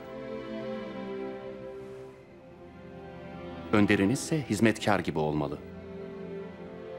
Kim daha büyüktür dersiniz? Oturup yemek yiyen mi? Yoksa ona hizmet eden mi? Oturup yiyen elbette. Ama ben sizlerin arasında hizmet eden gibiyim. Bütün sıkıntılı anlarımda hep yanımdaydınız. Babamın egemen olma hakkını bana verdiği gibi ben de aynı hakkı sizlere vereceğim. Benim egemenliğimde soframda oturup yiyip içeceksiniz. Tahtlarda oturup İsrail'in 12 oymağını yargılayacaksınız. Öyleyse hain yok efendim. Simon bak. Şeytan hepinizi sınamak istedi. İyi kötüden ayırmak istedi, tıpkı çiftçinin buğdayı eleyip samandan ayırdığı gibi. İmanını kaybetme diye senin için dua ettim Simon. Bana döndüğün zaman kardeşlerini de güçlendir. Efendim, ben seninle birlikte hapse girmeye, hatta ölmeye bile... Petrus, sana şunu söyleyeyim. Bugün horoz ötmeden önce beni tanıdığını 3 kez inkar edeceksin.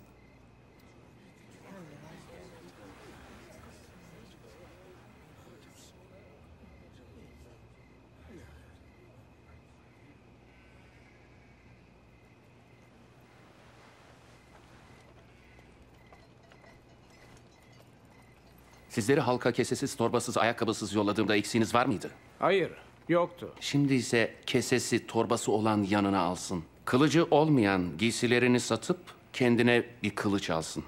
Kutsal kitapta şöyle der: o suçlularla bir sayıldı. Hakkımızda yazılan bu ayet yakında gerçekleşecek. Bakın, işte 2 bıçak efendimiz.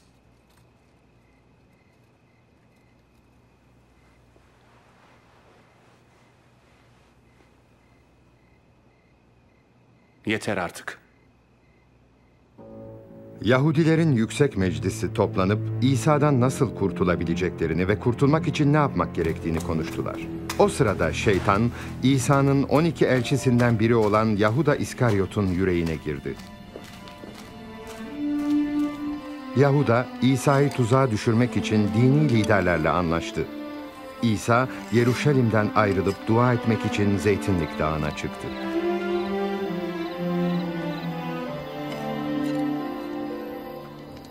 Ayartılmamak için dua edin.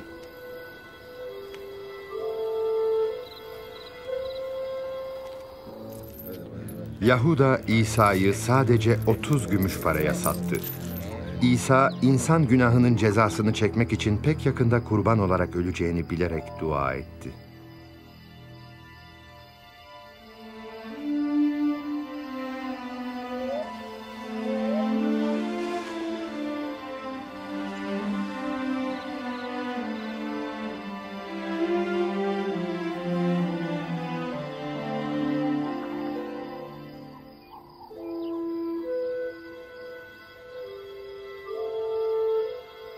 Baba, sen istersen bu acı kaseyi benden uzaklaştırabilirsin. Ama benim isteğim değil, senin isteğin yerine gelsin.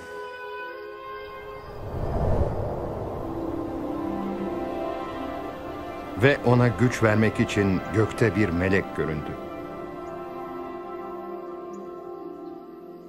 İsa'nın teri kocaman kan damlaları gibi taşın üstüne aktı.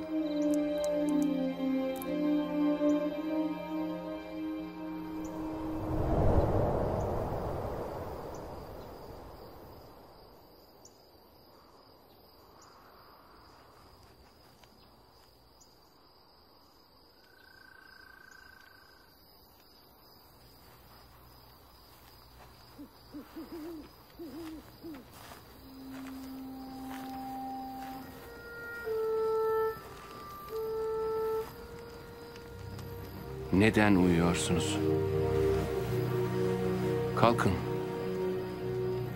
ve ayartılmamak için dua edin.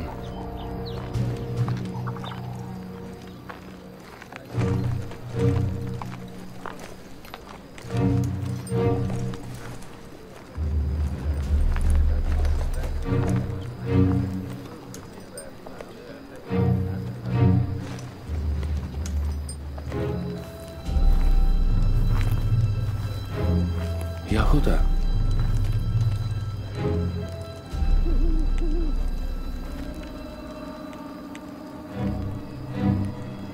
İnsanoğluna bir öpücükle mi ihanet ediyorsun? Efendimiz, kılıçla vuralım mı?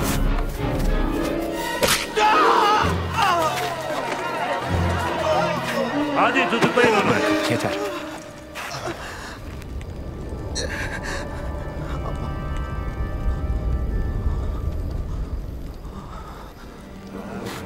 Bu bir mucize. Bir haydutmuşum gibi kılıç ve sopalarla mı geldiniz? Ben her gün tapınakta sizinle birlikteydim, bana el sürmediniz. Ama bu saat sizindir. Bu karanlığın egemen olduğu saattir.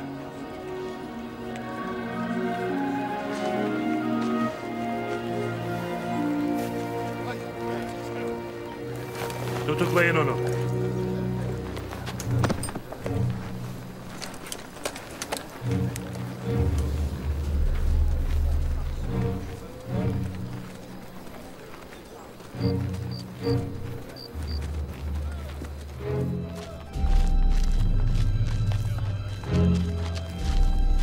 Sakın kaçırmayın. Askerler İsa'yı din başkanının avlusuna götürüp Yahudilerin kralı diye alay ettiler. Hadi çıkarsana sesi. Ha? Sen yüceydin ha? Kurtar bakalım şimdi kendini. Sen bizi kurtaracaktın değil mi efendim? Hadi kurtarsana bakalım. Hadi. Bu adam da İsa ile birlikteydi. Kadın, ben onu tanımıyorum bile. Onları birlikte gördüm.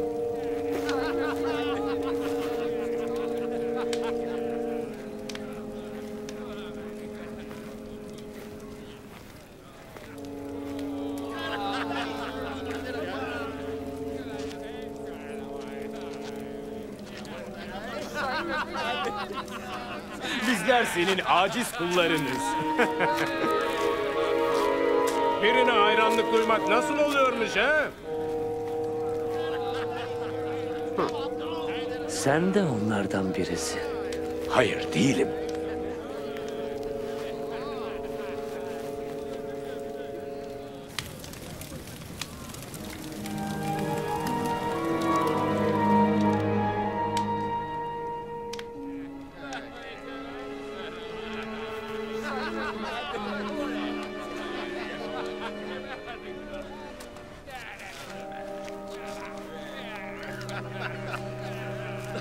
Bu adamın İsa ile birlikte olduğundan hiç kuşkum yok.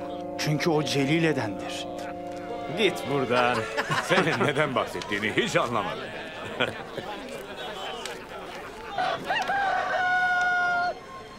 İsa döndü ve öylece Petrus'a baktı. O sırada Petrus İsa'nın söylediklerini anımsadı. Bugün horoz ötmeden önce beni tanıdığını 3 kez inkar edeceksin demişti.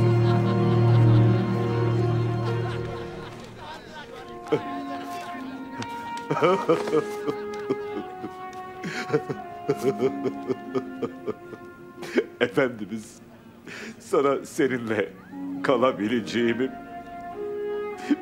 ve senin için ölebileceğimi söylemiştim. Ama şimdi sana sırtımı döndüm efendim. Seni tanıdığımı inkar ettim. Efendim, Tanrı'yı inkar ettiklerinde babalarımızı kim bağışlar? Sen onlara kızdın ama yok etmedin. Onlara duyduğun sevgi yüzünden onları bağışladın efendim.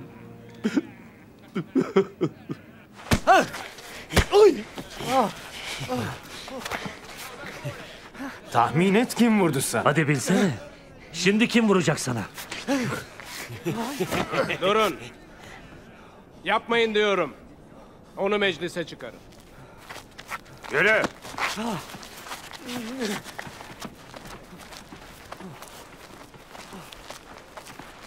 Yahudilerin yüksek din meclisi İsa'yı sorguya çekmek için toplandı.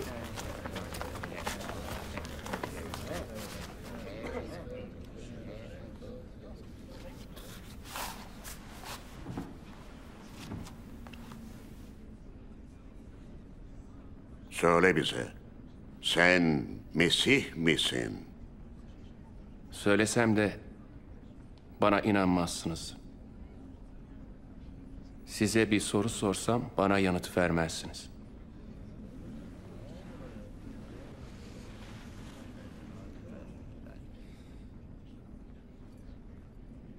Ne var ki bundan böyle insanoğlu kudretli Tanrı'nın sağında oturacaktır. Öyleyse sen Tanrı'nın oğlu musun? Evet, Tanrı'nın oğluyum. Ne tür saçmalık? Ona bunu söyleme yetkisini kim veriyor? Çok saçma. Öyle bir şey olamaz. Daha neler duyacağız. Suçlu! Söylediklerini kendi kulaklarımızla işittik.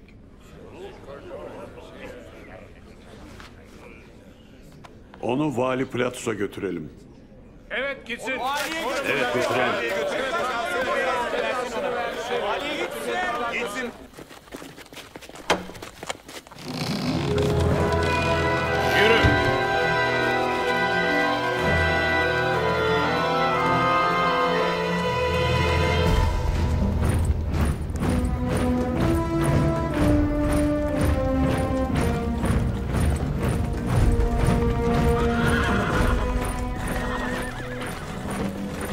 Ve İsa'yı gelmiş geçmiş en zalim Romalı valilerden biri, binlerce insanı çarmıha gerdirmiş olan Pilatus'un huzuruna götürdüler. Sabahın köründe burada ne işiniz var? Bu adam halkımızı saptırıyor. Halkı kışkırtarak tapınakta kargaşa çıkardı. Cezası ne olacak? Hüküm verin. Bu adamı suçlamak için hiçbir neden görmüyorum. Ama biz görüyoruz. Halka imparatora vergi vermeyin dedi. Kendini Mesih, kral ilan etti. Kral mı? Sen Yahudilerin kralı mısın? Evet, öyleyim. Önce Celile'de başladı. Sonra buraya geldi. Celile'de mi? Bu adam Celile bölgesinden mi? Öyleyse bırakalım. Kral Herodes uğraşsın onunla. Hala burada, Yeruşalim'de değil mi? Herodes'e götürün onu.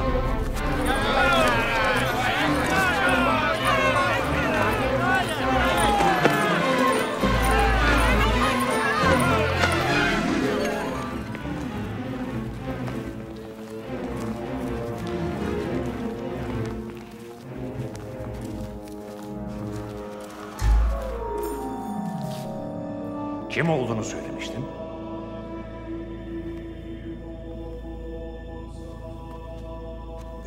Elçilerim dediklerin kimler?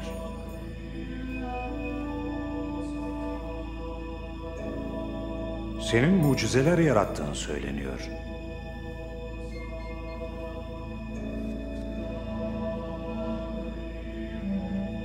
Benim için de yaratsana. Efendimiz, halkı kötü yola sevk ediyor. Kendisine kral diyor. Bu adam krala.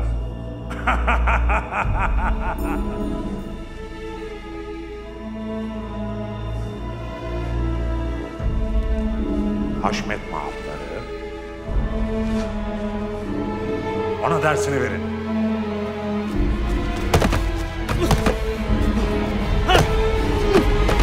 Onu Pilatus'a geri gönderin. Burası onun sorumluluğu.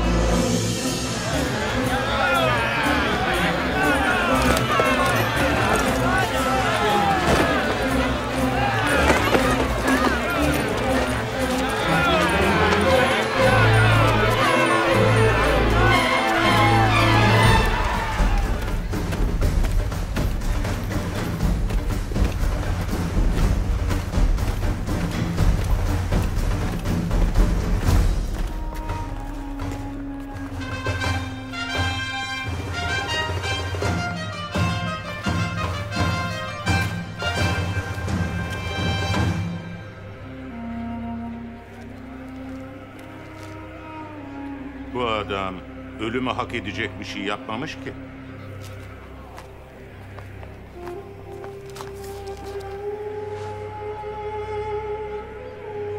Bu nedenle onu kırbaçlatıp serbest bırakacağım. Adetlerimize göre bayramımızda bir kişiyi salıvermeniz gerek Ekselam. Efendimiz Barabas'ı serbest bırakın. Evet. Bu adamı yok edin. Bize Barabas'ı geri verin.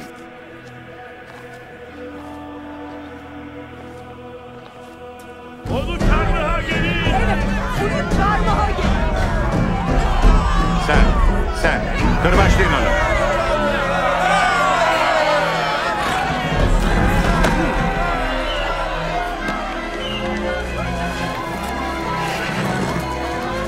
Daha ne bekliyorsun Vali?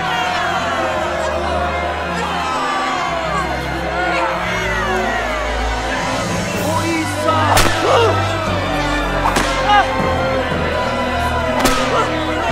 O Mesih! Onu özgür bırak!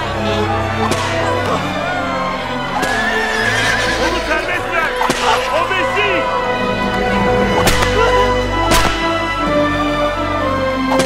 O yanlış bir şey yapmadı!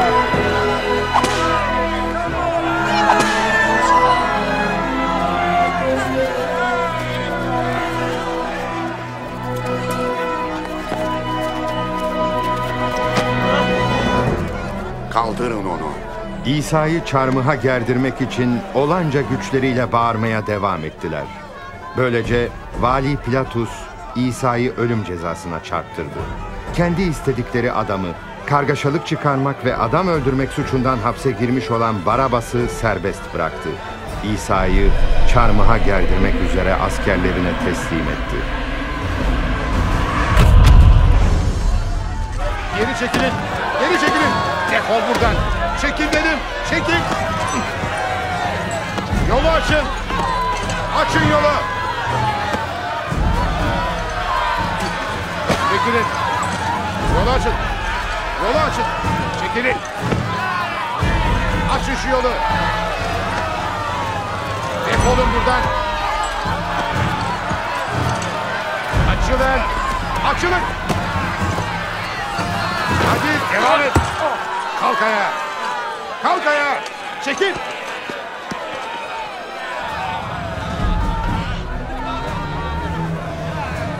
Sen. Adın ne senin? Kirineli Simon efendim. Çarmıhı taşı. İpleri kesin.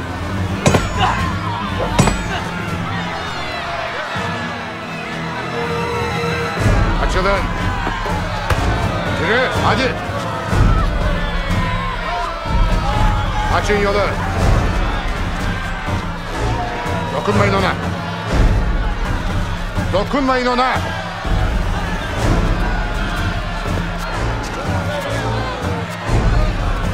Yürü hadi yürü.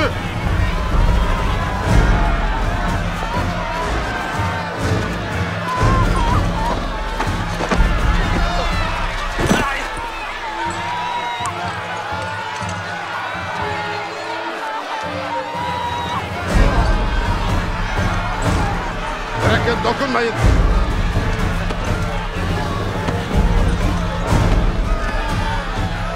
Yürü.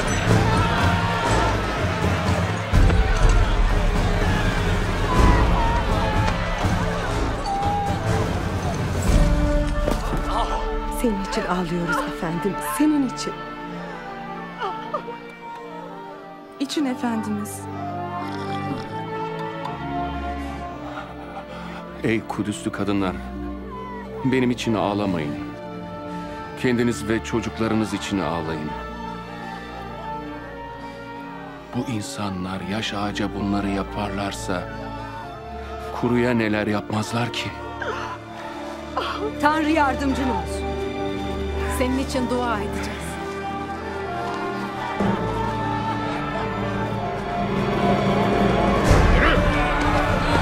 Çabuk. Yürü. Yürü. Yürü. Geç. Geç. Çabuk. Yürü. Hadi. Hadi. Acele edin. Yürü. Yürü.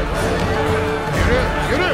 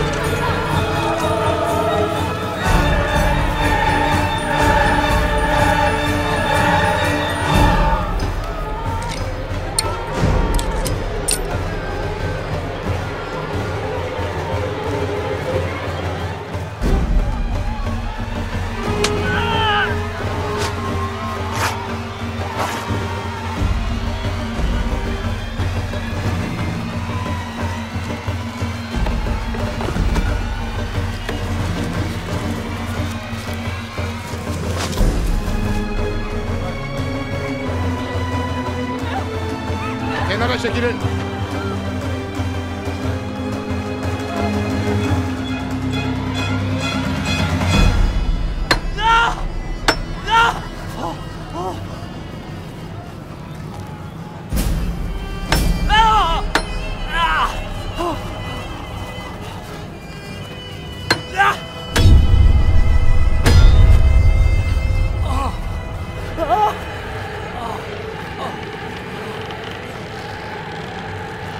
Kaldırın.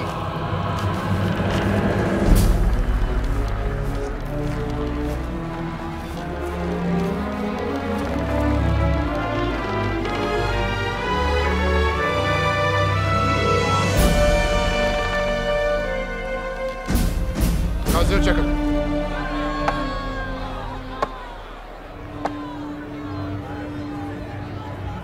İpleri çözün.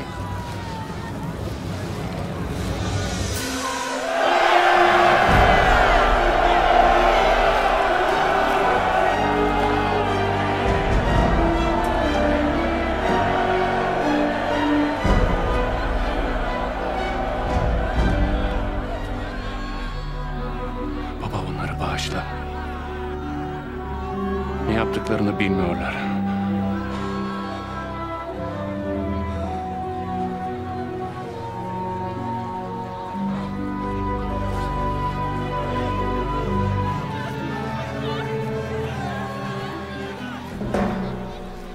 Başkalarını kurtarmıştı. Hadi kendini kurtarsın bakalım. Evet, eğer sen Mesih'sen kurtar kendini bakalım. Hadi in çarmıhtan da görelim. Mucizelerinden birini göster bize.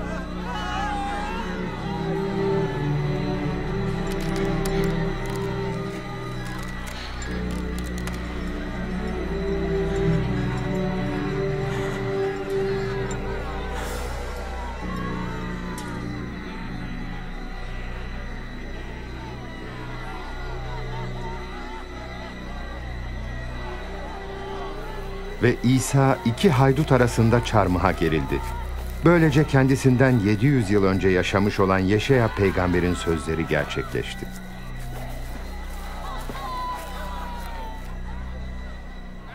Bu sıradan birinin giysisi değildi.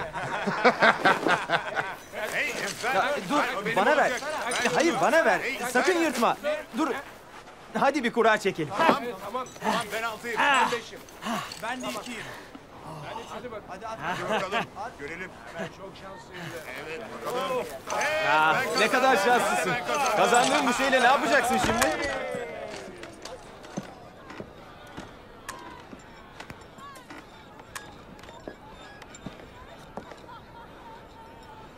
Askerler İsa'nın giysilerini paylaşmak için kura çektiler. Tek tek her parça için zar attılar. Ve İsa'nın başının üstüne şöyle bir levha kondu: Yahudilerin kralı.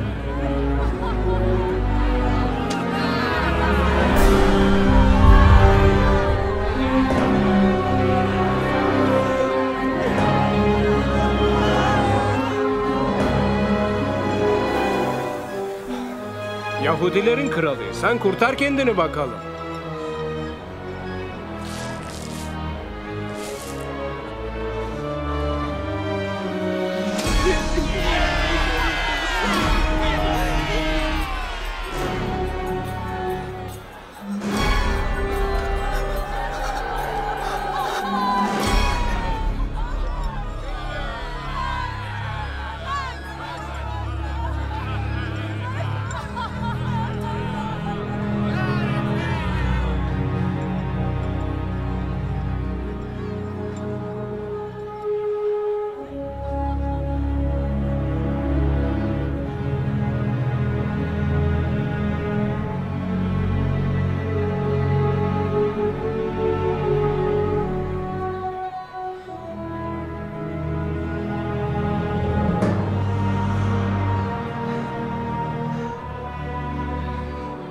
Sen Mesih değil misin?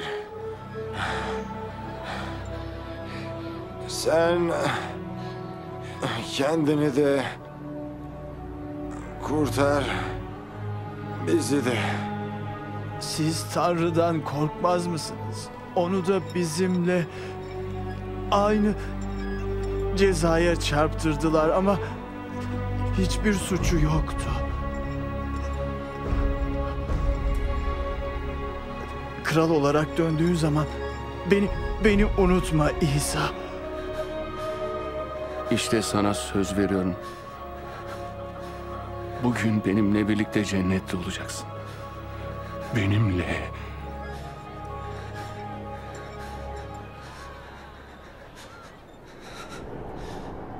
Öğle üzeriydi.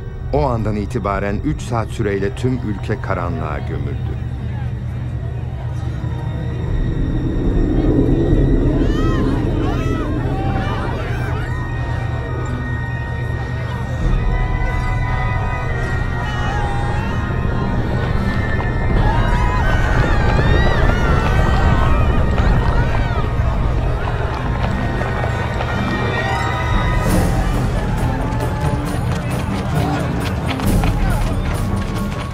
Kutsal tapınağın perdesi tam ortasından yırtılıp ikiye ayrıldı.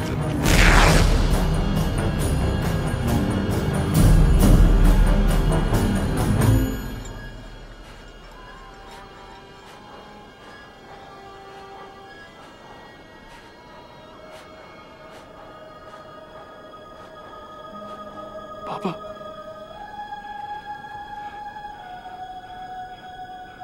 Ruhumu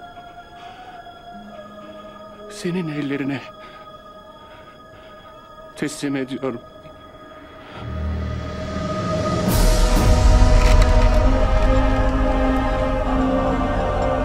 Yüzbaşı olanları gördükten sonra Tanrı'ya şöyle seslendi.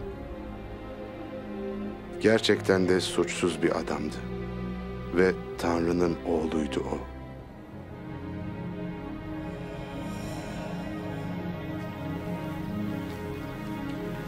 Yüksek Din Meclisi'nin üyelerinden olup da İsa'nın çarmıha gerilmesini onaylamayan Aramatyalı Yusuf adlı bir adam, İsa'nın bedenini kendine ait bir mezara yatırmak için Pilatus'tan izin aldı.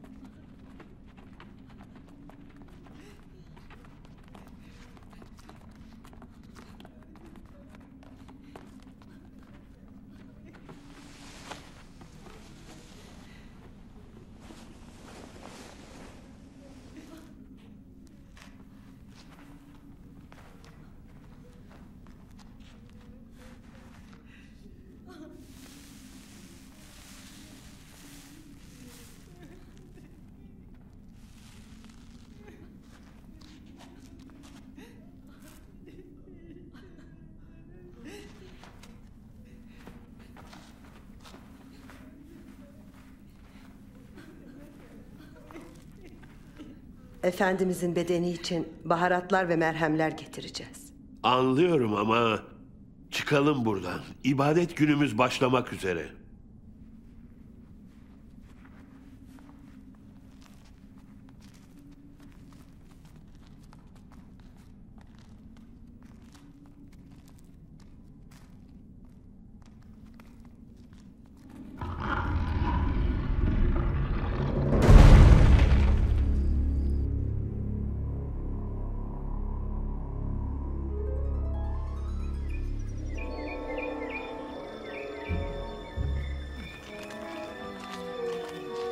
Kadınlar haftanın ilk günü sabah erkenden hazırlamış oldukları baharatı alıp mezara gittiler. Mezara nasıl gireceklerini düşünürlerken kayanın yerinden oynadığını gördüler. Mezar boştu.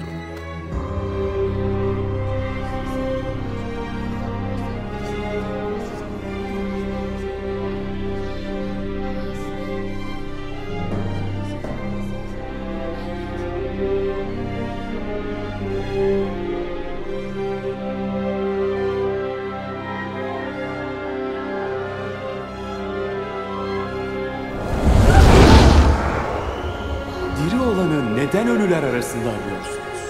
İsa burada değil, dirildi. Celile'deyken size ne söylediğini hatırlayın. İnsanoğlu günahkarlara teslim edilecek. Çarmıha gerilecek ve 3. günde yeniden dirilecek demişti.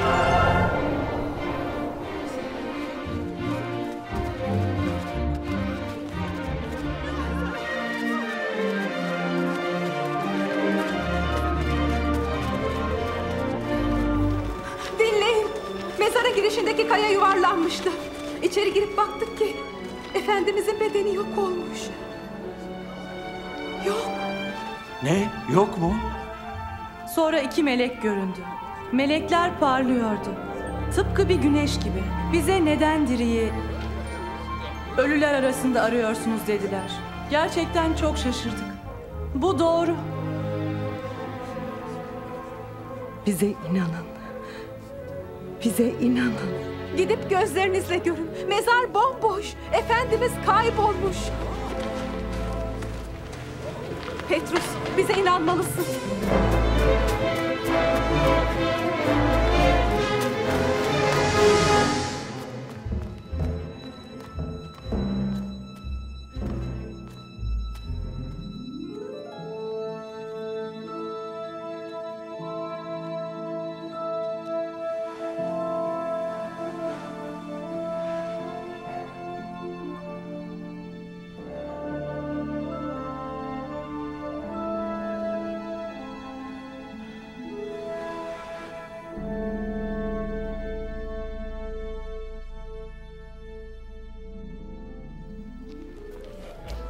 Efendimiz dirildi. Simon'a görünmüş. Onu yolda gördük. Ama tanımadık. Ancak ekmeği böldüğünde onu tanıyabildik. Emmaus'ta. Hayret, nasıl oraya gidebilmiş?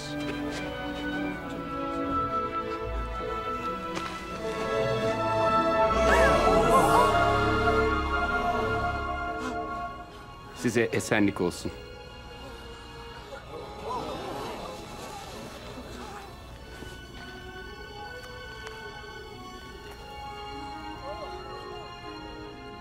Neden telaşlanıyorsunuz?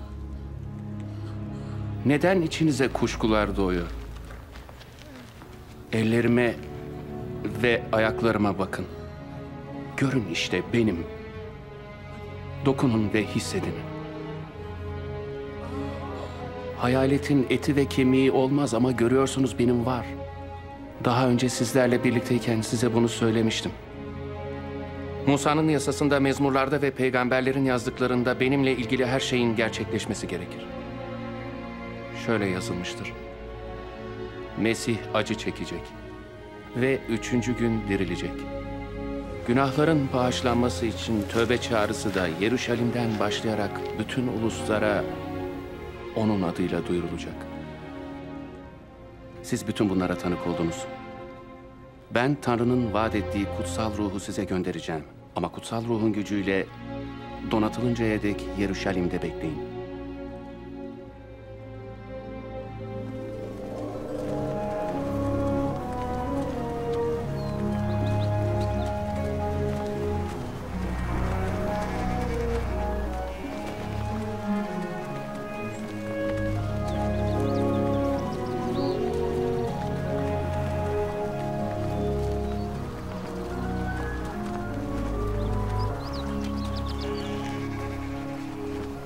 Tanrı sizi kutsayıp korusun. Gökte ve yeryüzünde bütün yetki bana verildi. Bu nedenle gidin. Bütün ulusları öğrencim olarak yetiştirin. Onları Baba, Oğul ve Kutsal Ruh adıyla vaftiz edin. Size verdiğim tüm buyruklara uymayı onlara öğretin. İşte ben dünyanın sonuna dek her an sizinle beraberim. Amin.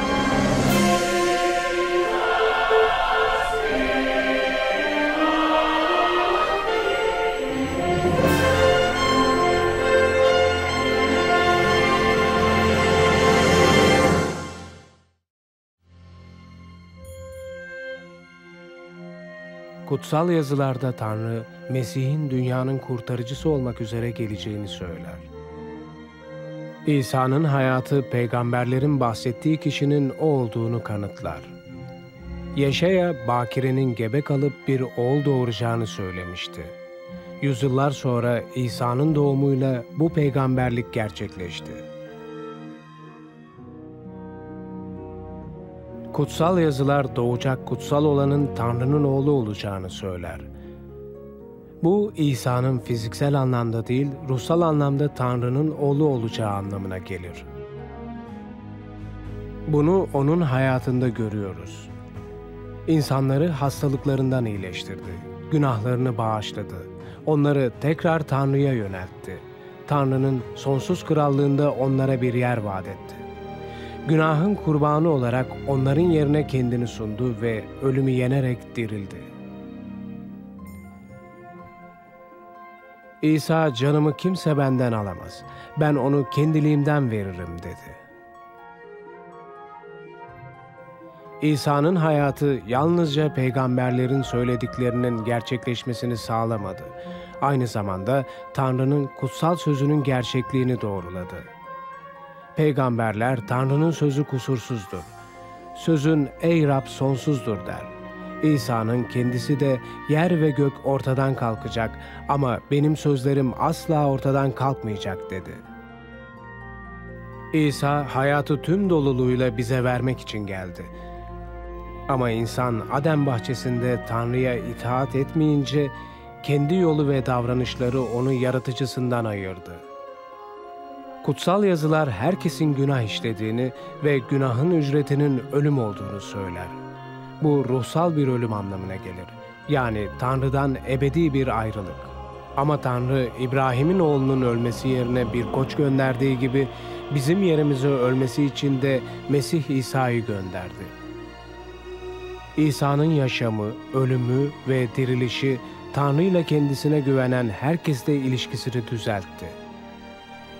Şimdi İsa'yı izleyenlerin yalnızca günahları bağışlanmıyor. Aynı zamanda Tanrı'nın ebedi yargısından kurtuluyorlar. Cennette sonsuza dek Tanrı ile yaşayacaklarından eminler. İsa bugün herkese suçluluktan ve günahın etkisinden özgürlük ve sonsuz yaşam sunmaktadır. Bu din kurallarına göre yaşamak değildir. Ama kapıda durmuş kapıyı çalıyorum. Biri sesimi işitir ve kapıyı açarsa onun yanına gireceğim diyen İsa'yı izleme imanına sahip olmayı seçmektir. Bu Tanrı'ya dönmek ve İsa'nın hayatımıza girip günahlarımızı bağışlamasına ve bizi olmamızı istediği kişi yapmasına güvenmek demektir. Zihinsel olarak söylediklerine katılmak ya da duygusal bir deneyim yaşamak yeterli değildir. Lütuf ve iman aracılığıyla onu kabul ediyoruz, irademizin bir eylemi olarak. İnsanlar Mesih İsa'nın izleyicisi olmaya hazır olduğunda ona basit bir dua ile seslenebilirler.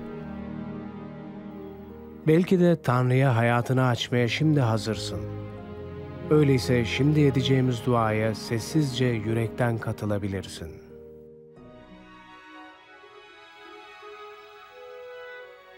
Rab İsa, sana muhtacım. Günahlarım uğruna çarmıhta öldüğün için teşekkür ederim. Günahlarımı itiraf ediyorum ve onlardan tövbe ediyorum. Hayatımın kapısını açıyorum ve seni Rabbim ve kurtarıcım olarak kabul ediyorum.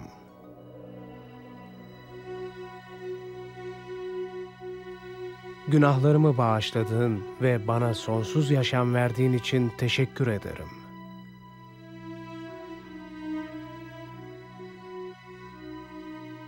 Seni izleyen biri olarak beni olmamı istediğin kişi yap. Amin.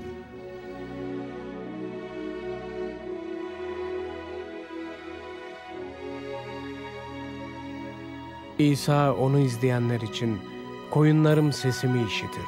Ben onları tanırım, onlar da beni izler dedi. İsa'yı izleyenler vaat ettiği bol yaşama sahip olabilmek için duayla her gün ona seslenir. Onun sözünü okur ve itaat ederler. Başkalarıyla onun hakkında konuşur ve onu sevip izleyenlerle sık sık bir araya gelirler. Onun harika vaadini hatırlayın. Gökte ve yeryüzünde tüm yetki bana verildi. İşte ben dünyanın sonuna dek her an sizinle birlikteyim.